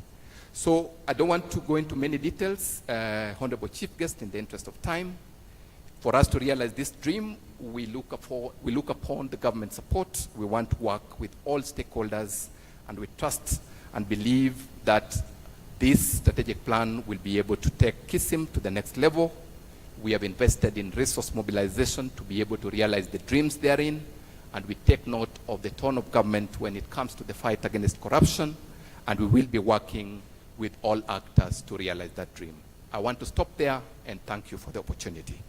The rest of the presentations on the ERP and the college board, in the interest of time, because the Head of Public Service has to attend to another engagement, we will be able to deal with that at the launch in a video that we prepared for that purpose. So thank you very much for listening to me, and we thank you for the opportunity to serve. Thank you.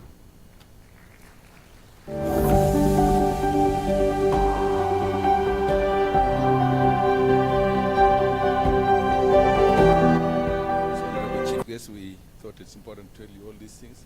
We know we have a very short time, but it's not often we get hold of you, so we try to take advantage of this.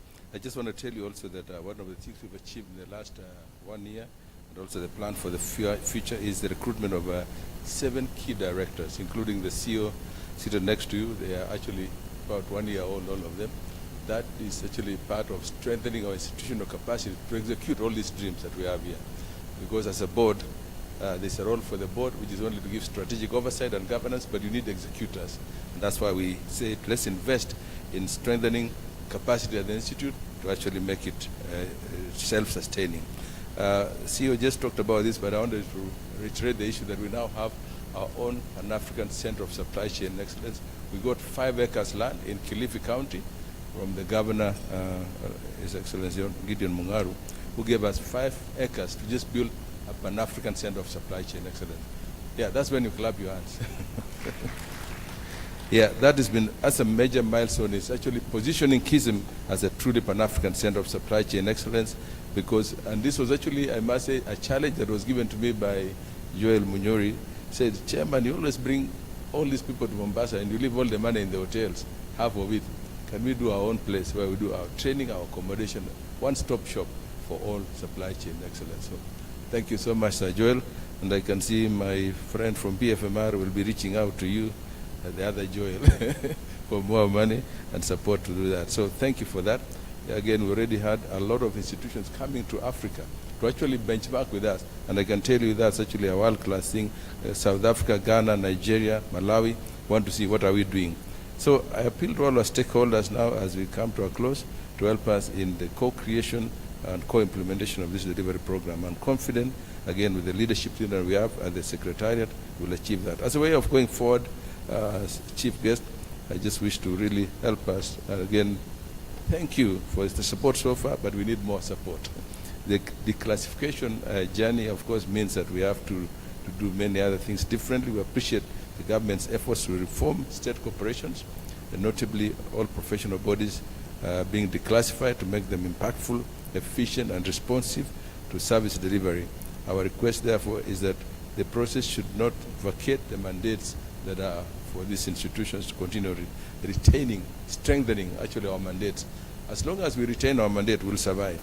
We humbly therefore request that the government should also help us paying for the professional subscriptions for our members, especially in national government, to enable our professional bodies to remain sustainable. Even the declassification has actually stopped the funding. The review of scheme of service, head of public service, something we've talked to you before. We really need support to review the scheme of supply chain professionals in the national and county governments.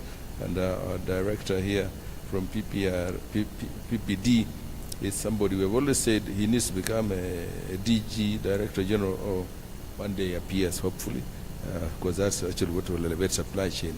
On behalf of the profession, we have also written to public service to collaborate in this regard. We appeal for your support to unlock this, and especially the issue of an elevating supply chain within the various directorates. Finally, is the need to have adequate representation, head of public service, our chief guest today, in boards of state corporations. This has been a big problem. We have got very senior people here. I can see my senior Momanyi here is very experienced, but you know, we need to see how can we leverage this. I don't know, call him retired but not tired, but they can give service to the country. I know that's something we must. We have talked about with yourself, and we really need to seek your support to help us get into this board and state corporations. I close with the words of one of my favorite authors, Bob Bafford, who says in his book, which is called Halftime, Changing Your Game Plan from Success to Significance. It states that success means using your knowledge and experience to satisfy yourself. Significance means using your knowledge and experience to change the lives of others.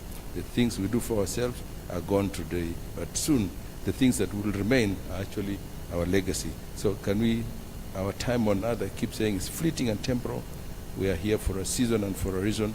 Let us therefore do our very best to fulfill the purpose for which we came here on earth. The supply chain is a major transformational body, and the supply chain is a place where we actually can bequeath legacy to posterity. With those few remarks, I want to now thank you, our chief guest, even as I welcome our director, Director Kori, because of time, who is going to be speaking on behalf of the National Treasury PS. Just make a few remarks before I welcome our chief guest. Karibu, Director.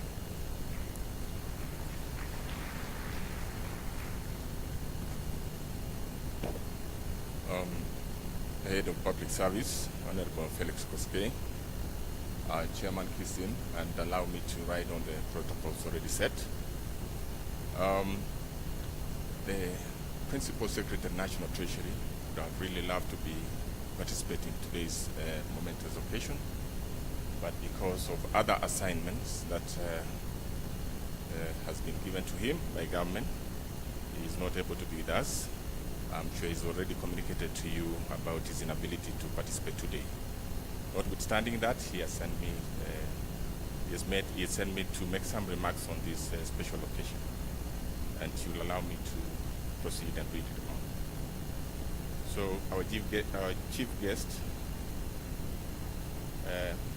ladies and gentlemen, it's a great honor and privilege to join you today at this momentous occasion that we officially launch the Kenya Institute of Supply Chain Management Strategic Plan 2025-29, the state-of-the-art enterprise resource planning ERP system, and the Kenya College of Supply Chain Management here at the EDGE conference.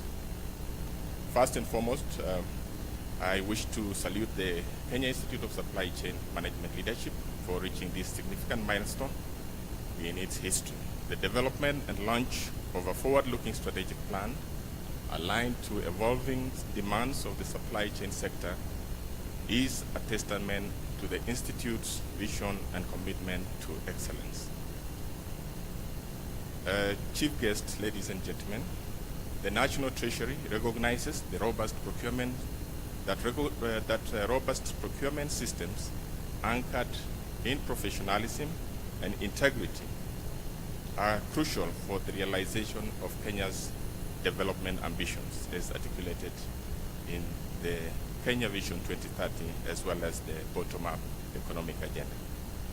Indeed, this strategic plan by the Institute is timely and perfectly positioned to support the sector's transformation. The new strategic plan clearly defines 3 priorities aimed at enhancing capacity building and accreditation, expanding membership base, conducting compliance checks, promoting business continuity, fostering ethical conduct and innovative practices, and leveraging on technology to boost efficiency, transparency among the supply chain practitioners. I urge the Kism board, staff members, and all other stakeholders to support successful implementation of this plan, as it will not only improve procurement functions across government and private sectors, but also contribute to building resilient supply chains that withstand global shocks and disruptions.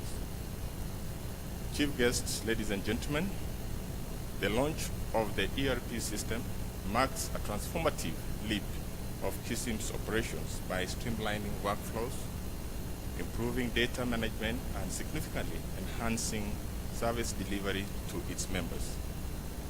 The digital platform will enable seamless integration of key functions such as membership, registration, management, events management, customer relations management, human resource management, procurement and supply chain processes, and compliance monitoring, and thereby overall improving efficiency and responsiveness. Importantly, this ERP system will interface with will interface and integrate seamlessly with the electronic government procurement system administered by National Treasury. The EGP system is designed to revolutionize public procurement in Kenya by promoting transparency, accountability, timely processing of procurement activities across government entities.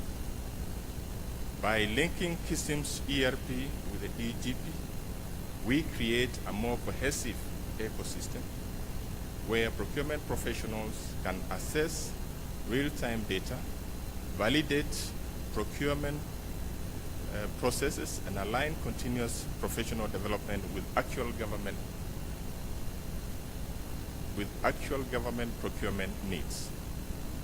This integration represents a major step towards a fully digital, interoperable, and efficient supply chain management environment. It minimizes duplication, reduces errors, and accelerates decision-making process. Moreover, it lays a strong foundation for enhanced data analytics and reporting, which will inform policy formulation and strategic intervention. Once again, I commend the Institute for embracing digital transformation and positioning itself as a technology-driven institute that champions innovations and excellence across Kenya. I encourage all staff members to fully leverage on this platform, build their digital skills, and continue pioneering best practices that enhance governance, integrity, and operational effectiveness in procurement. Guest of honor, the establishment of the Kenya College of Supply Chain Management marks another major milestone in capacity building for the sector. The institution will play a vital role in nurturing talent, advancing skills, fostering transfer of knowledge in procurement and supply chain management. Investment in education and skills development is central to creating a competitive, workable workforce able to meet the challenges of dynamic economic environment and complex global supply chains. In conclusion, allow me to reiterate the National Treasury's commitment to supporting the Kenya Institute of Supplies Management in its mandate Together, we championed professionalism, transparency, innovation, so that Kenya's public procurement system not only delivers value for money, but also fosters public trust. Chief guest, ladies and gentlemen, today we are not only launching documents and systems, but also reaffirming a collective resolve to steer the procurement and supply chain management sectors towards greater impact. I congratulate the Kenya Institute of Supplies Management and once again wish you a successful deliberation during this launch. I thank you and God bless. Dr. Chris Kipto, Principal Secretary, National Treasury. Chief guest, having read the Principal Secretary's remark, allow me just to take a moment to also highlight the collaborative partnership that we have had with the Institute.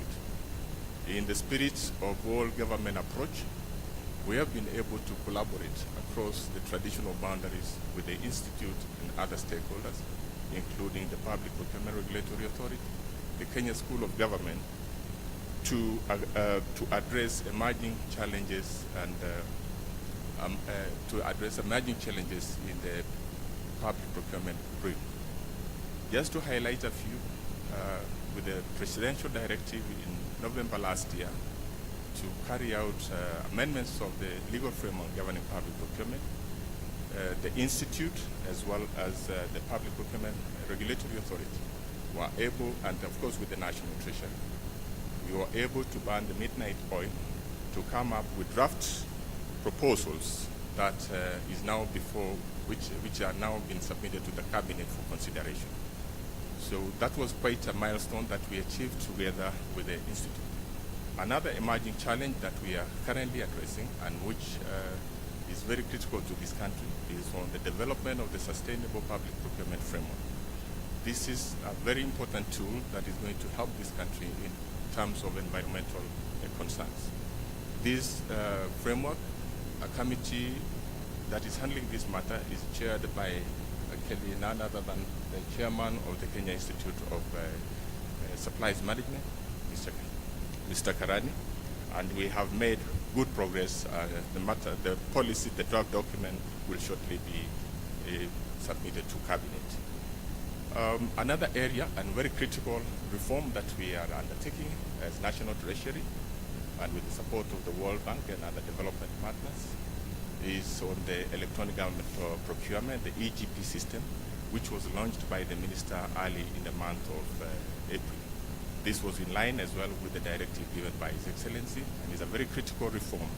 It's an area that is going to enhance transparency, accountability, competitiveness, and value for money in all our procurement, public procurement across the country. So this partnership has really been very useful. We have been able to tackle emerging issues within the shortest time, pooling all the expertise from across the traditional boundaries. Thank you very much, Chief Guest, and we really appreciate the support that you continue giving to this profession. Thank you. Better appreciate our director better. You know, that's our parent ministry. Thank you so much. Thank you so much, Director Korir. With those remarks, ladies and gentlemen, allow me to ask us all to rise up as we welcome our chief guest to give us his remarks as he launches here. He is responsible for managing operations, coordinating policies and supervising staff. On behalf of the President, he is in charge of handling communication with ministries, state departments and agencies regarding the daily operations of the government. Please welcome the Chief of Staff and Head of Public Service, Mr. Felix Koskei. Thank you. We can have our seats.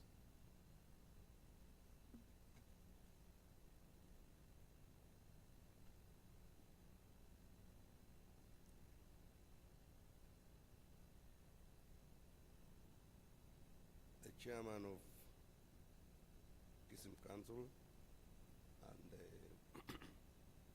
the other council members, the CEO, the Director General of Kenya School of Government, other Chief Executive Officers present, Director General of Public Procurement, the National Treasury, DGPPRA, representatives of our development partners present, distinguished Kism members present, honored guests, ladies and gentlemen. Is it morning or good morning? It is a privilege to join you this morning at this significant occasion marking the launch of the Kenya Institute of Supplies Management Strategic Plan 2025-2029, the unveiling of its new enterprise resource planning system, and the inauguration of the Kenya College of Supply Chain Management. Today marks a new chapter, one that speaks to transformation, modernization, and a renewed commitment to the professionalism in the supply chain space. This moment affirms Kism's ongoing journey towards fostering ethical standards and operational excellence in line with its core mandate. The convergence of the strategic plan, the ERP system, and the Kenya College of Supply Chain Management creates a powerful ecosystem of vision, technology, and human capital, precisely what is needed to professionalize and transform the sector. I note that the strategic plan builds upon the strong foundations of the SPMA 207. This reaffirms Kism's unwavering commitment to becoming a model institute fostering competence and ethics in supply chain management. This vision is not just aspirational. It is essential, especially in fortifying a robust and accountable supply chain ecosystem in Kenya.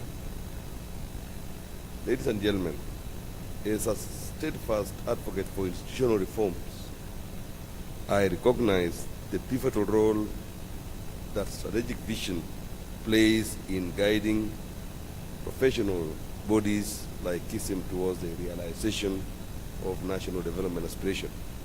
The strategic plan unveiled today reiterates the Kism's pivotal role in entrenching governance, accountability, and professional excellence within the supply chain ecosystem. Framed around 5 cardinal pillars, I note that the strategic plan articulates ambitious agenda to catalyze the growth of a competent membership base, institutionalize continuous professional development, and fortify regulatory compliance through robust enforcement mechanisms.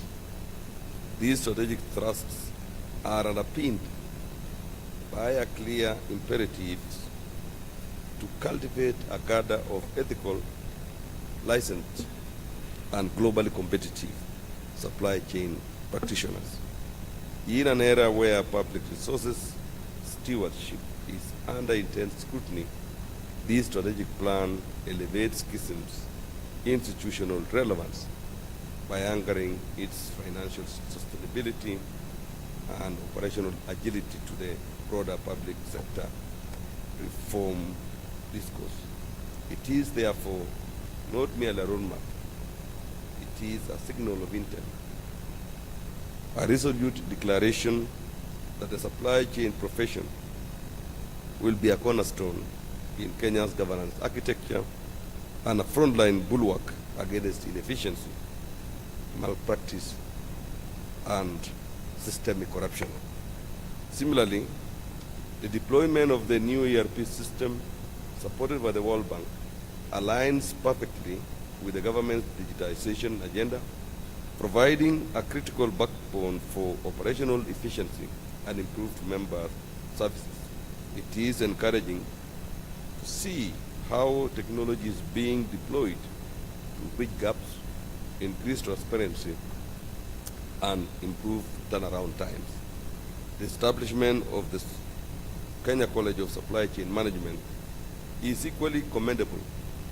A country's progress is deeply tied to the quality of its institutions, and this college will certainly play a pivotal role in shaping future professionals grounded in both skill and ethics. Allow me to commend the leadership of Kism, its council, and all stakeholders who have made this progress possible. The work of building strong institutions takes vision, discipline, and consistency, and what we witness today is a testament of those values.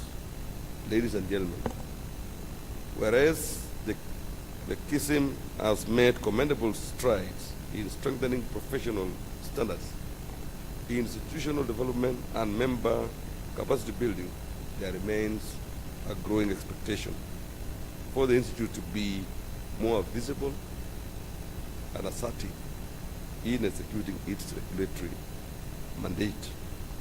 The supply chain and procurement function continues to feature prominently in audit reports as one of the most vulnerable areas to misuse and inefficiency, especially within the public sector. Despite ongoing reforms in other areas of governance, the Auditor General's findings persistently point to procurement-related anomalies that reflect poorly on the ethical conduct of some practitioners operating under Kism's watch. It is therefore incumbent upon Kism to not only champion capacity development, but also to demonstrate unwavering resolve to enforcing professional discipline. The time has come for Kism to show that it can walk the talk, acting firmly yet fairly against members who breach the trust bestowed upon them by the public. I am persuaded that positive change will not be driven by policy pronouncements alone, but by decisive action that restores confidence in the supply chain profession. Let this be the season in which the Kism reaffirms its regulatory authority and becomes a model of professional vigilance, accountability, and ethical leadership in our nation's journey towards prudent public resources management. Ladies and gentlemen, professional bodies have a huge role in shaping the destiny of our nation. I firmly believe that if all professional bodies in Kenya were to awaken fully to their regulatory and moral mandates, this country would undergo an irreversible transformation. Imagine for a moment a nation where every lawyer upholds the highest tenets of justice. Every accountant protects the integrity of public funds. Every engineer ensures safety and quality. And every supply chain practitioner delivers value with transparency and efficiency. That is not a far-fetched dream. It is within our reach. And professional bodies are the gatekeepers of this promise. Kism, this is your moment to be bold. I want you to be the gold standard, the professional body that others look up to. I want to see you active, vocal, and present in the corridors where integrity is tested and national resources are managed.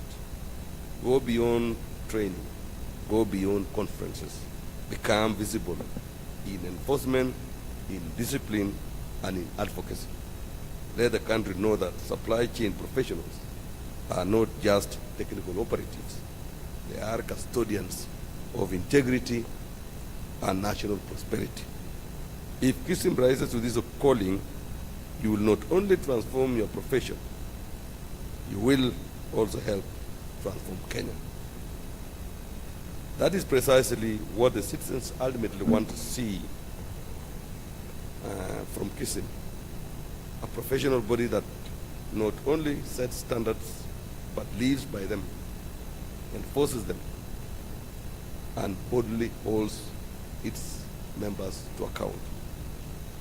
While the milestones being launched today are significant and commendable, their true measure of success will lie in how they translate into meaningful improvements in the everyday experience of public service delivery.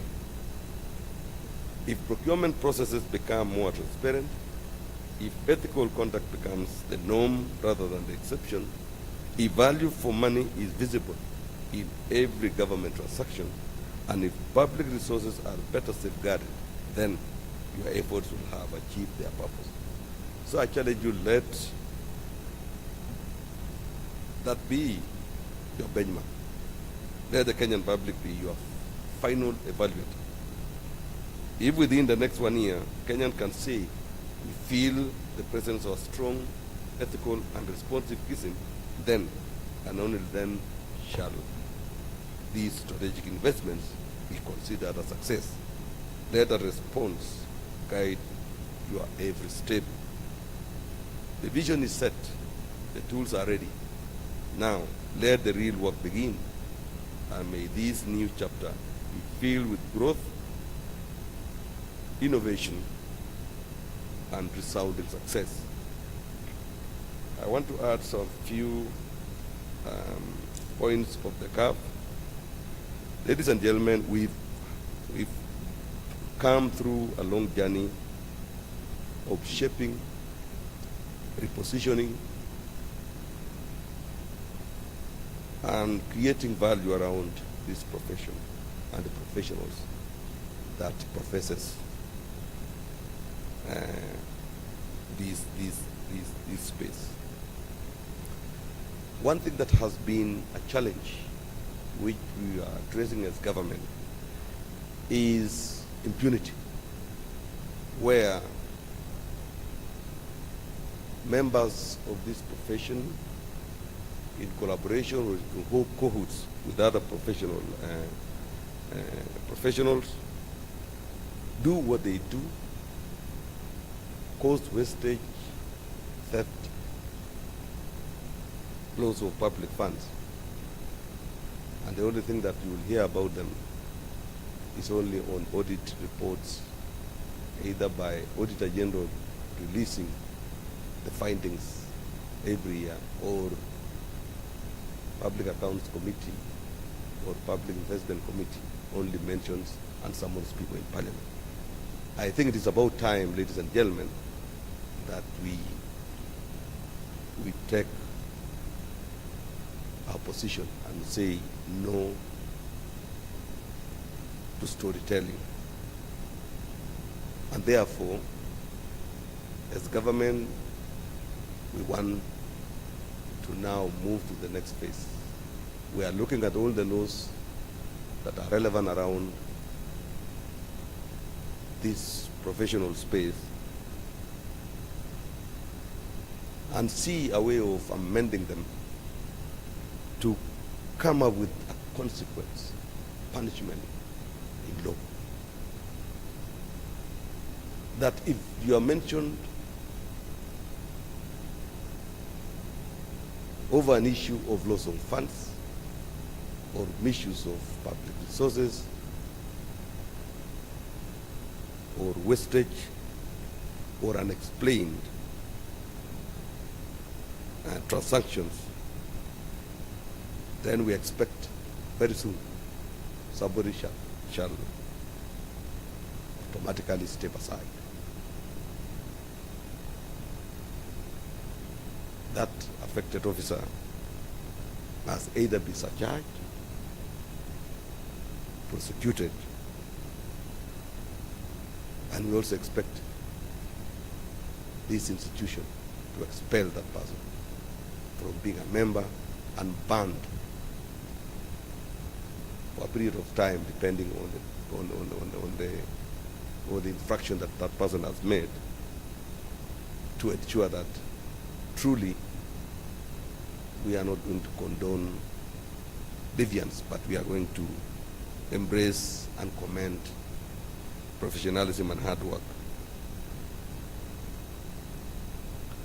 Similarly, as professionals, we need to come out very clearly and guard these professional space jealously to avoid misqueredas,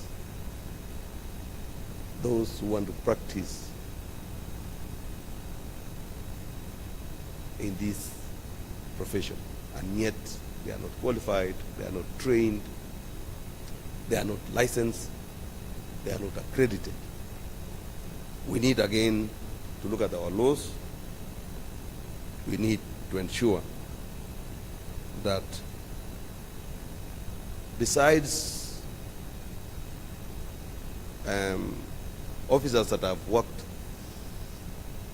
through for a long time in the space of procurement, that we all agree that we need to onboard them, we need to take them through some motion of making them members and being licensed.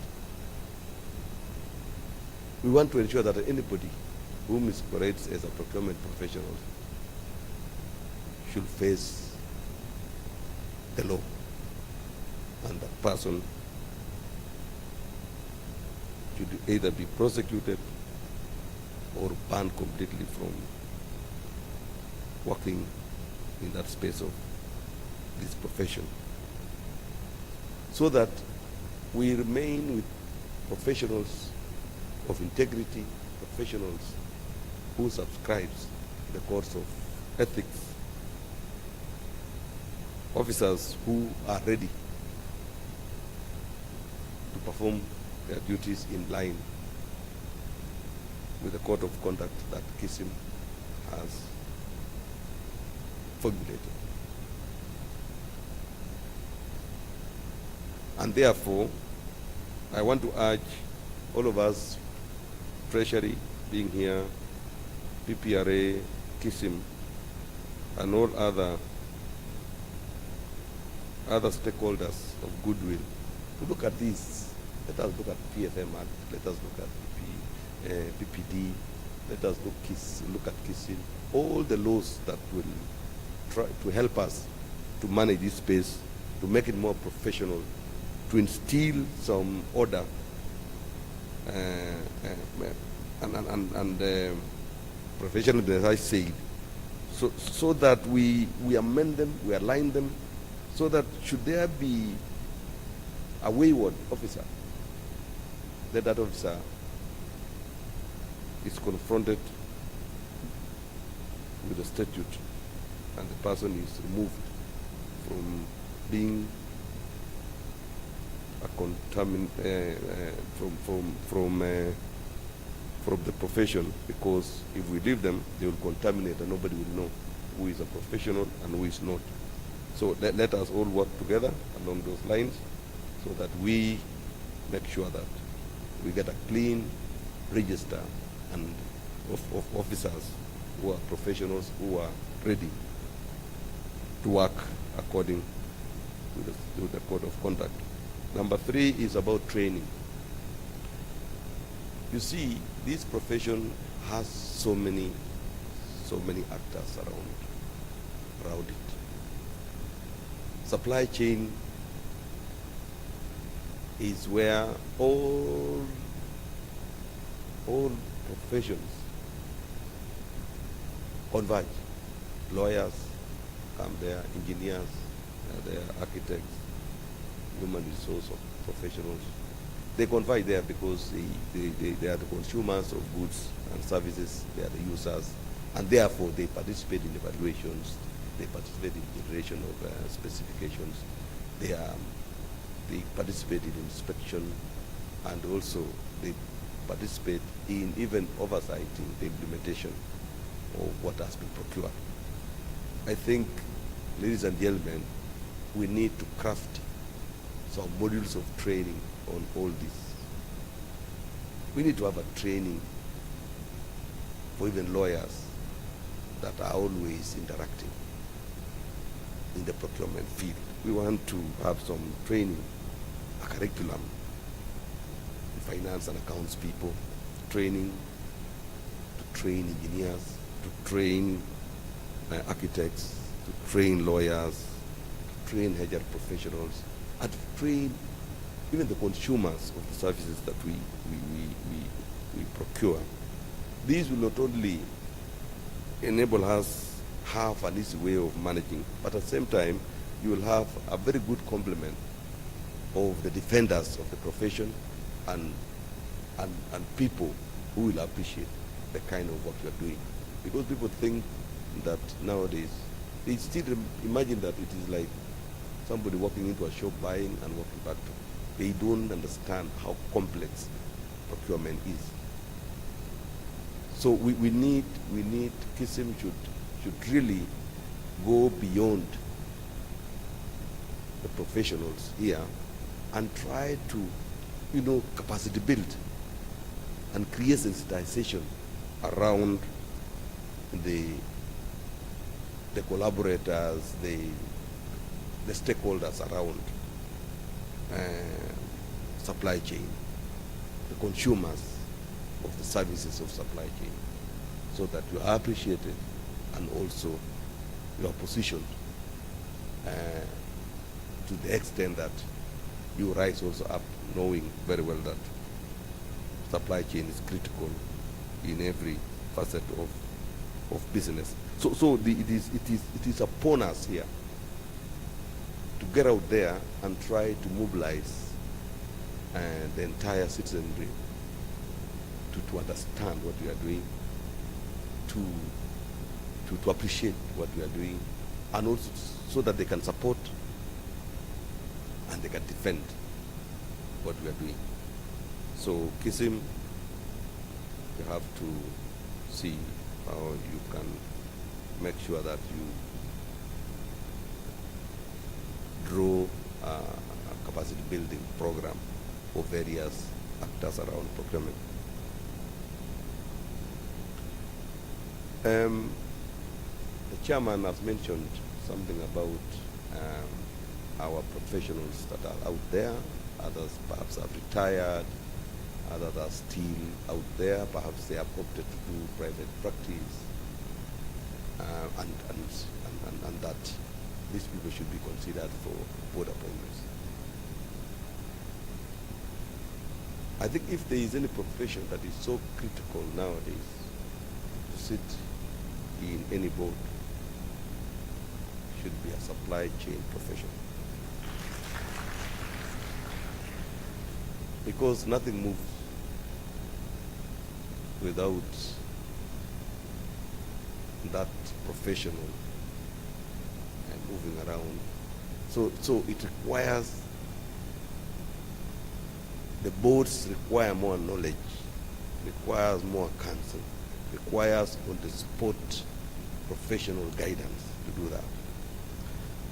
But, Chairman, I've tried, but I'm frustrated also. Frustrated because when I take the list for vetting, 90% are adverse. So it becomes difficult. So one thing we need to do is to work straight, to be professionals enough that whenever we circulate your names to vetting agencies, the feedback should be green, that this is okay, we did not get any adverse thing, we have never arrested this person, they have not written statement, we have not taken their fingerprints, they have not been accused of manipulating things. Because that is frustration that we are getting. Adverse. Coming adverse, the other one adverse. And you know, we always do consultation. I mean, we get about 5 security organs, and sometimes you laugh because you get somebody adverse. So the next thing we need to do is to send the police to arrest you and take you to jail because you are. So this is the challenge. And I'm happy that we have this strategic plan. I'm happy that the organs around supply chain are coming together. PPRA is here, Kism is here, to let us be people of good standing. boards really needs, they are missing guidance. It is an area where it's so challenging that requires a professional to sit there. So you need to have a repository of professionals that are clean and ready to serve. So my challenge is, as I do my part, please do yours.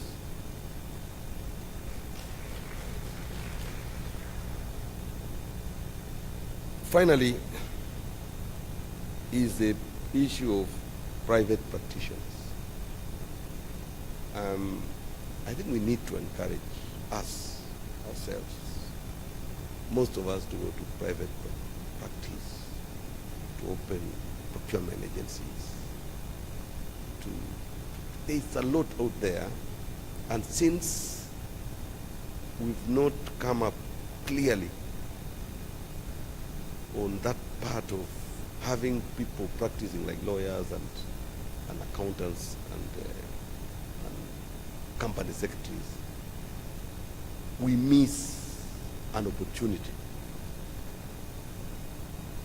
We miss an opportunity because many institutions nowadays that are highly automated, they don't require 10 people in procurement department. They may require only one specialist. But these specialists would want to give procurement professional practitioners to do procurement for them, or to invite them to evaluate complex tenders. They may even want these people to come and oversee the processes. But unfortunately, we have not grounded ourselves in private practice.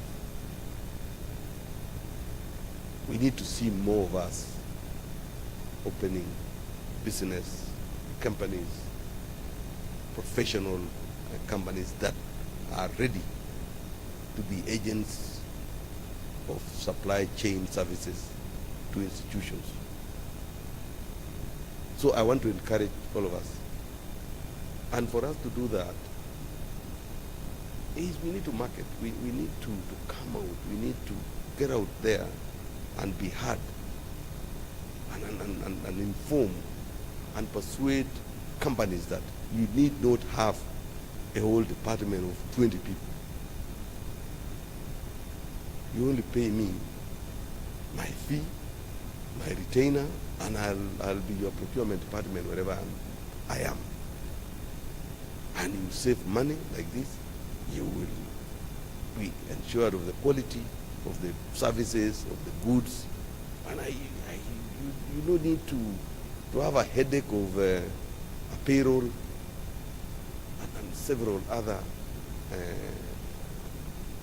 personnel emoluments. All what you need to do is pay me. I'll pay the tax this other side. You don't have to pay pension and all those other things. So it is a field that is out there. Let us seize that opportunity, and let us see more of our professionals running their own private companies, consultancy firms in this space. The other day, ground agents went down, isn't it? And immediately somebody wrote me a message and saying, oh, we have taken over, we have created some company in London that is taking over the area that ground agents was exploiting. So in Kenya, where is our ground agents?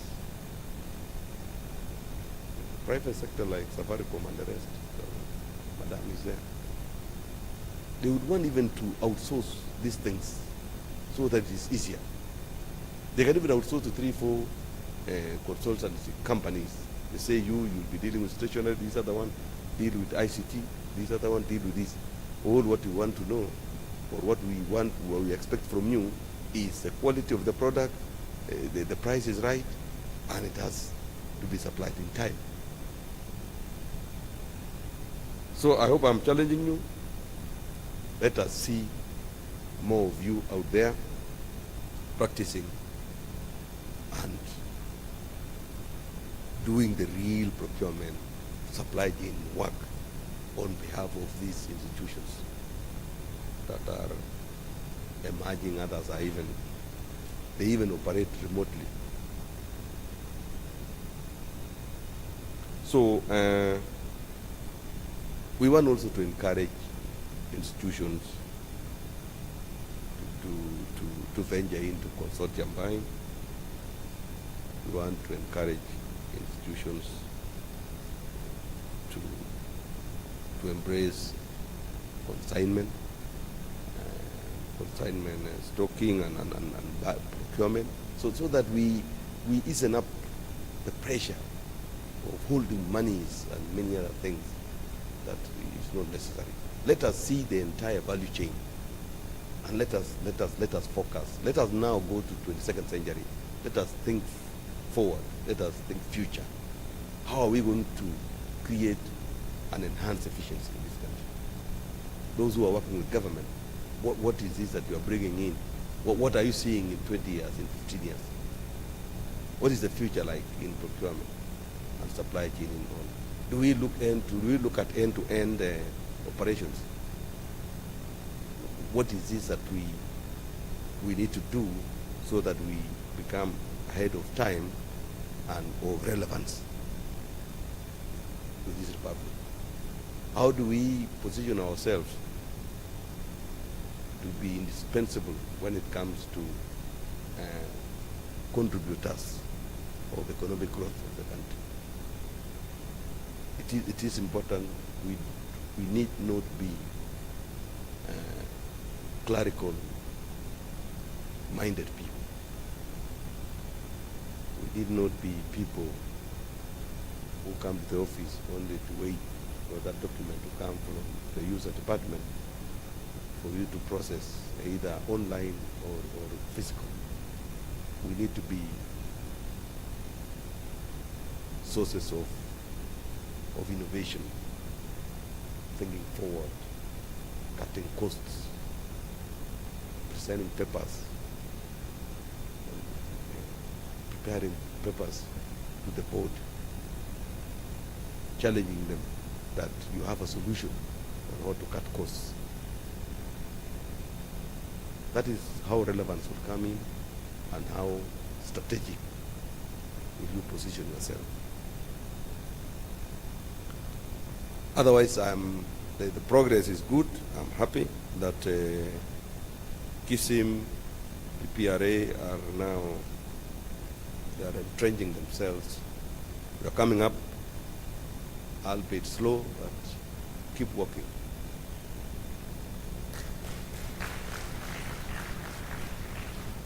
I can see you running very soon, so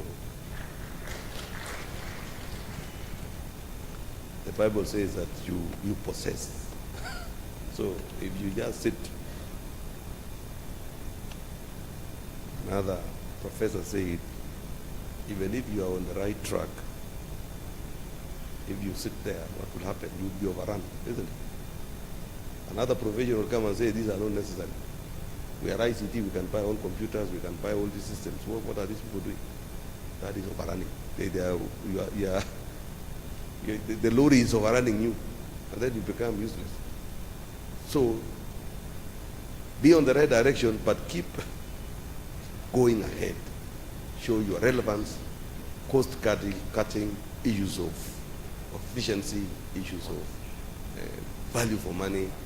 It is your space to shine. So it is now my distinct honor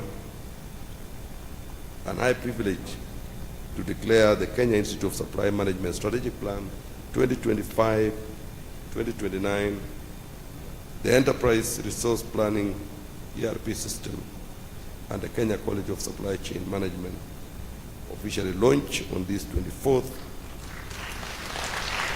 of April in the year of our Lord 2025. Thank you, and God bless you all. Big round of applause, please. And now Let us all be upstanding as we celebrate our chief guest. And we do have a gift of appreciation that will be delivered by the Kism chair. Tafadhali, let's have the gift ready. And also the World Bank representative, please come forward. We'll start gifting the World Bank representative first. Please come forward. World Bank. Asante. Makofi tafadhali anapokuja. Asante sana. World Bank, thank you so much for your partnership. All right, there you go. Makofi nyingine tafadhali.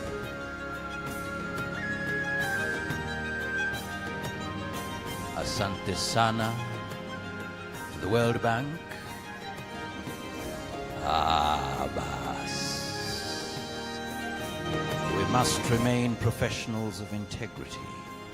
Asante sana. And now, ladies and gentlemen, a gift for our chief guest. Makofi tafadhali. Thank you so much. Okay, and now we are ready for the dramatic launch. So we'll start with the first one, which will be on the screen. So on the screen is the Enterprise Resource Planning System. Let's have that video play on the screen.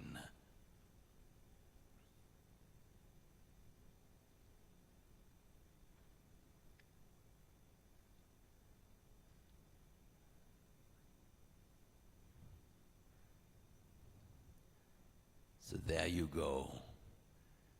So clearly showing you how to go through the whole process.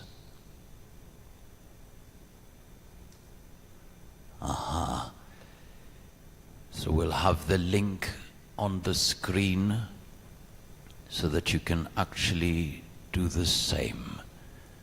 So ladies and gentlemen, there.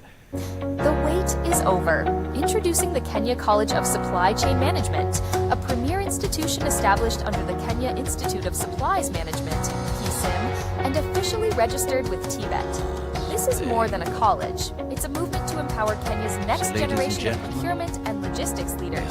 Governed by industry stalwarts like Councilmember Moses Omondi, the chairman, Councilmember Jennifer Sirindi, Dr. Harley Mutisha, Ms. Flomena Nagina, Dr. Karen Chepekatich, and Dr. Vincent Ochieng. The college is rooted in excellence. Launch will Our be programs now include the Associate in clearly Procurement and Supply, the cutting of a ribbon. So we'll come to the far end here. To kindly request the chief guest together with the Kism chair and the CEO plus the council members, please join in. Join in. We'll have a countdown here. When the chief guest, we have a countdown here. So we are ready. Council members, please get ready. Okay, so there we go. Countdown, and once you cut the ribbon, just move behind a bit because we'll have some dramatic stuff. Let's have the timer there. Okay.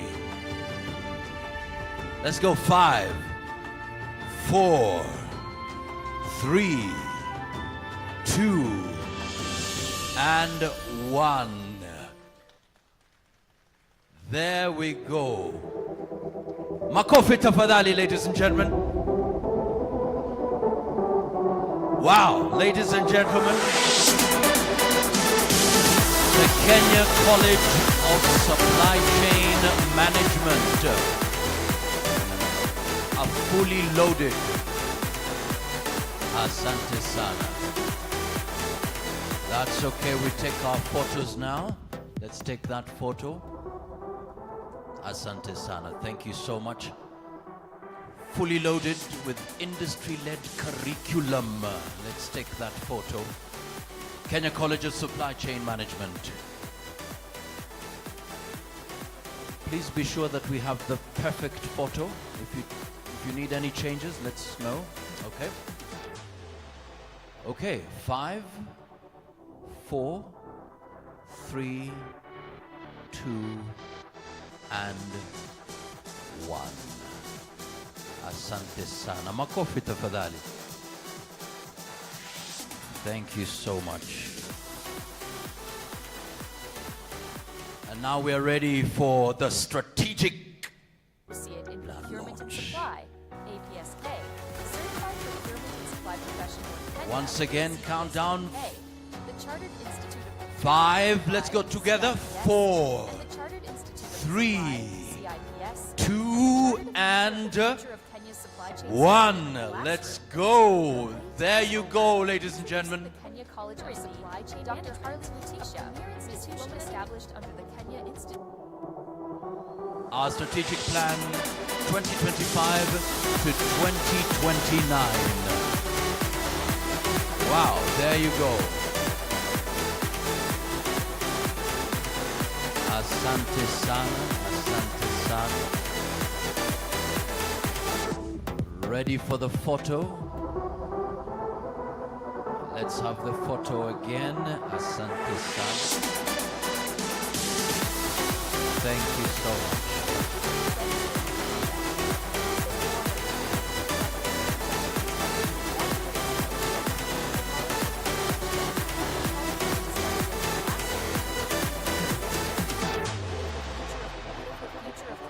Asante sana, there you have it.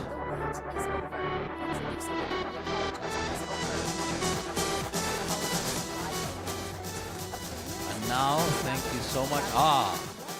Each with a copy of the strategic plan. Asante sana.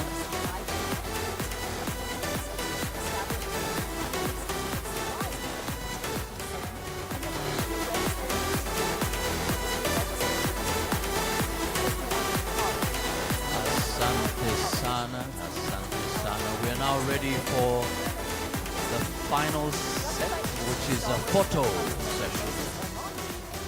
The 5, yes. Let's have the photo session now. At the far end there, well set, the Kism logo. The first photo, chief guest together with the Kism Council. That's the first photo. The rest of us, please, you may kindly take your seats. First photo, Kism Council. Then after that, we have the Secretariat candidates. You ready? CEOs and chairpersons, please be ready as well. So Kism Council, asante sana. 5, 4, 3, 2, 1. Thank you so much. Now let's have the Secretariat join the photo, please. Secretariat, please. Kism Secretariat, please join. There's a time. Kism Secretariat, please. And immediately after that, let's have the CEOs and chairpersons who are here be ready to join the photo. After this is the second set of photos. Kism Secretariat.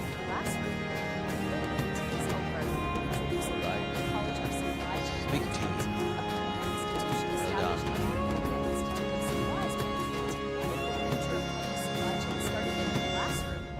The wait is over. Introducing the Kenya College of Supply Chain Management, a Kism, established under a model institute fostering competence, ethics, and supply chain. This is more than a college. It's a movement to empower Kenya's next generation of procurement. All right, are we ready? Thank you so much. 5, 4, 3.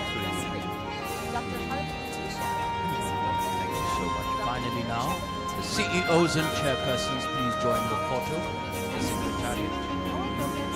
Thank you so much. CEOs and chairpersons, please join the photo. This is our last set of photos of Asante sana.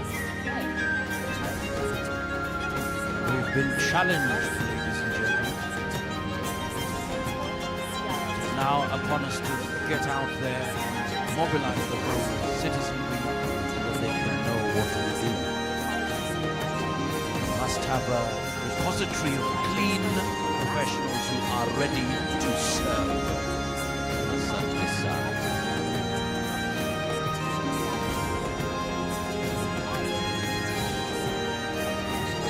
Right. 5, 4, 3, 2, 1. Asante sana. Let's be upstairs. standing now for the Kenyan national anthem as we close. Let us be up.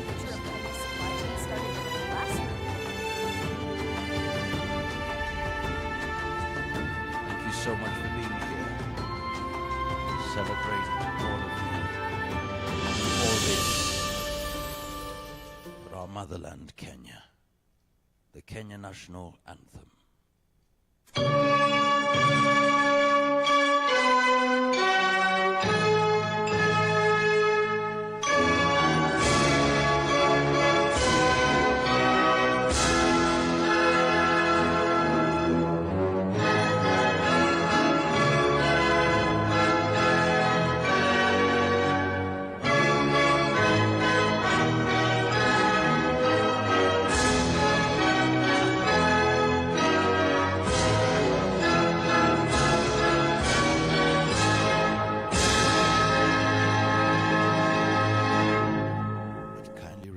That we allow our chief guest and his delegation by the Kism chair to leave.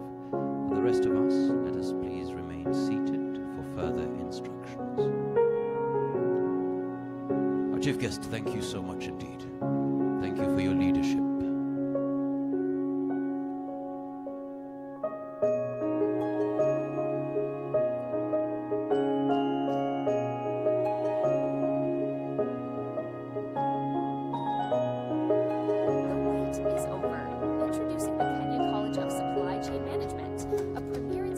Established under the Kenya Institute of Supplies Management, Kism, and officially registered with TBET.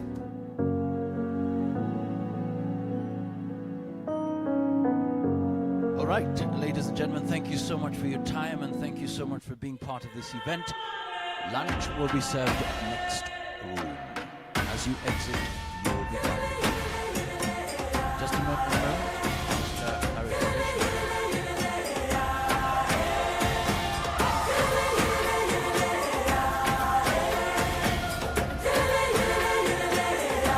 So lunch will be served, but will be guided. Instead of coming in as we entered, we exit through the front door. There's a lady in white wave at us. That will be the exit in the now.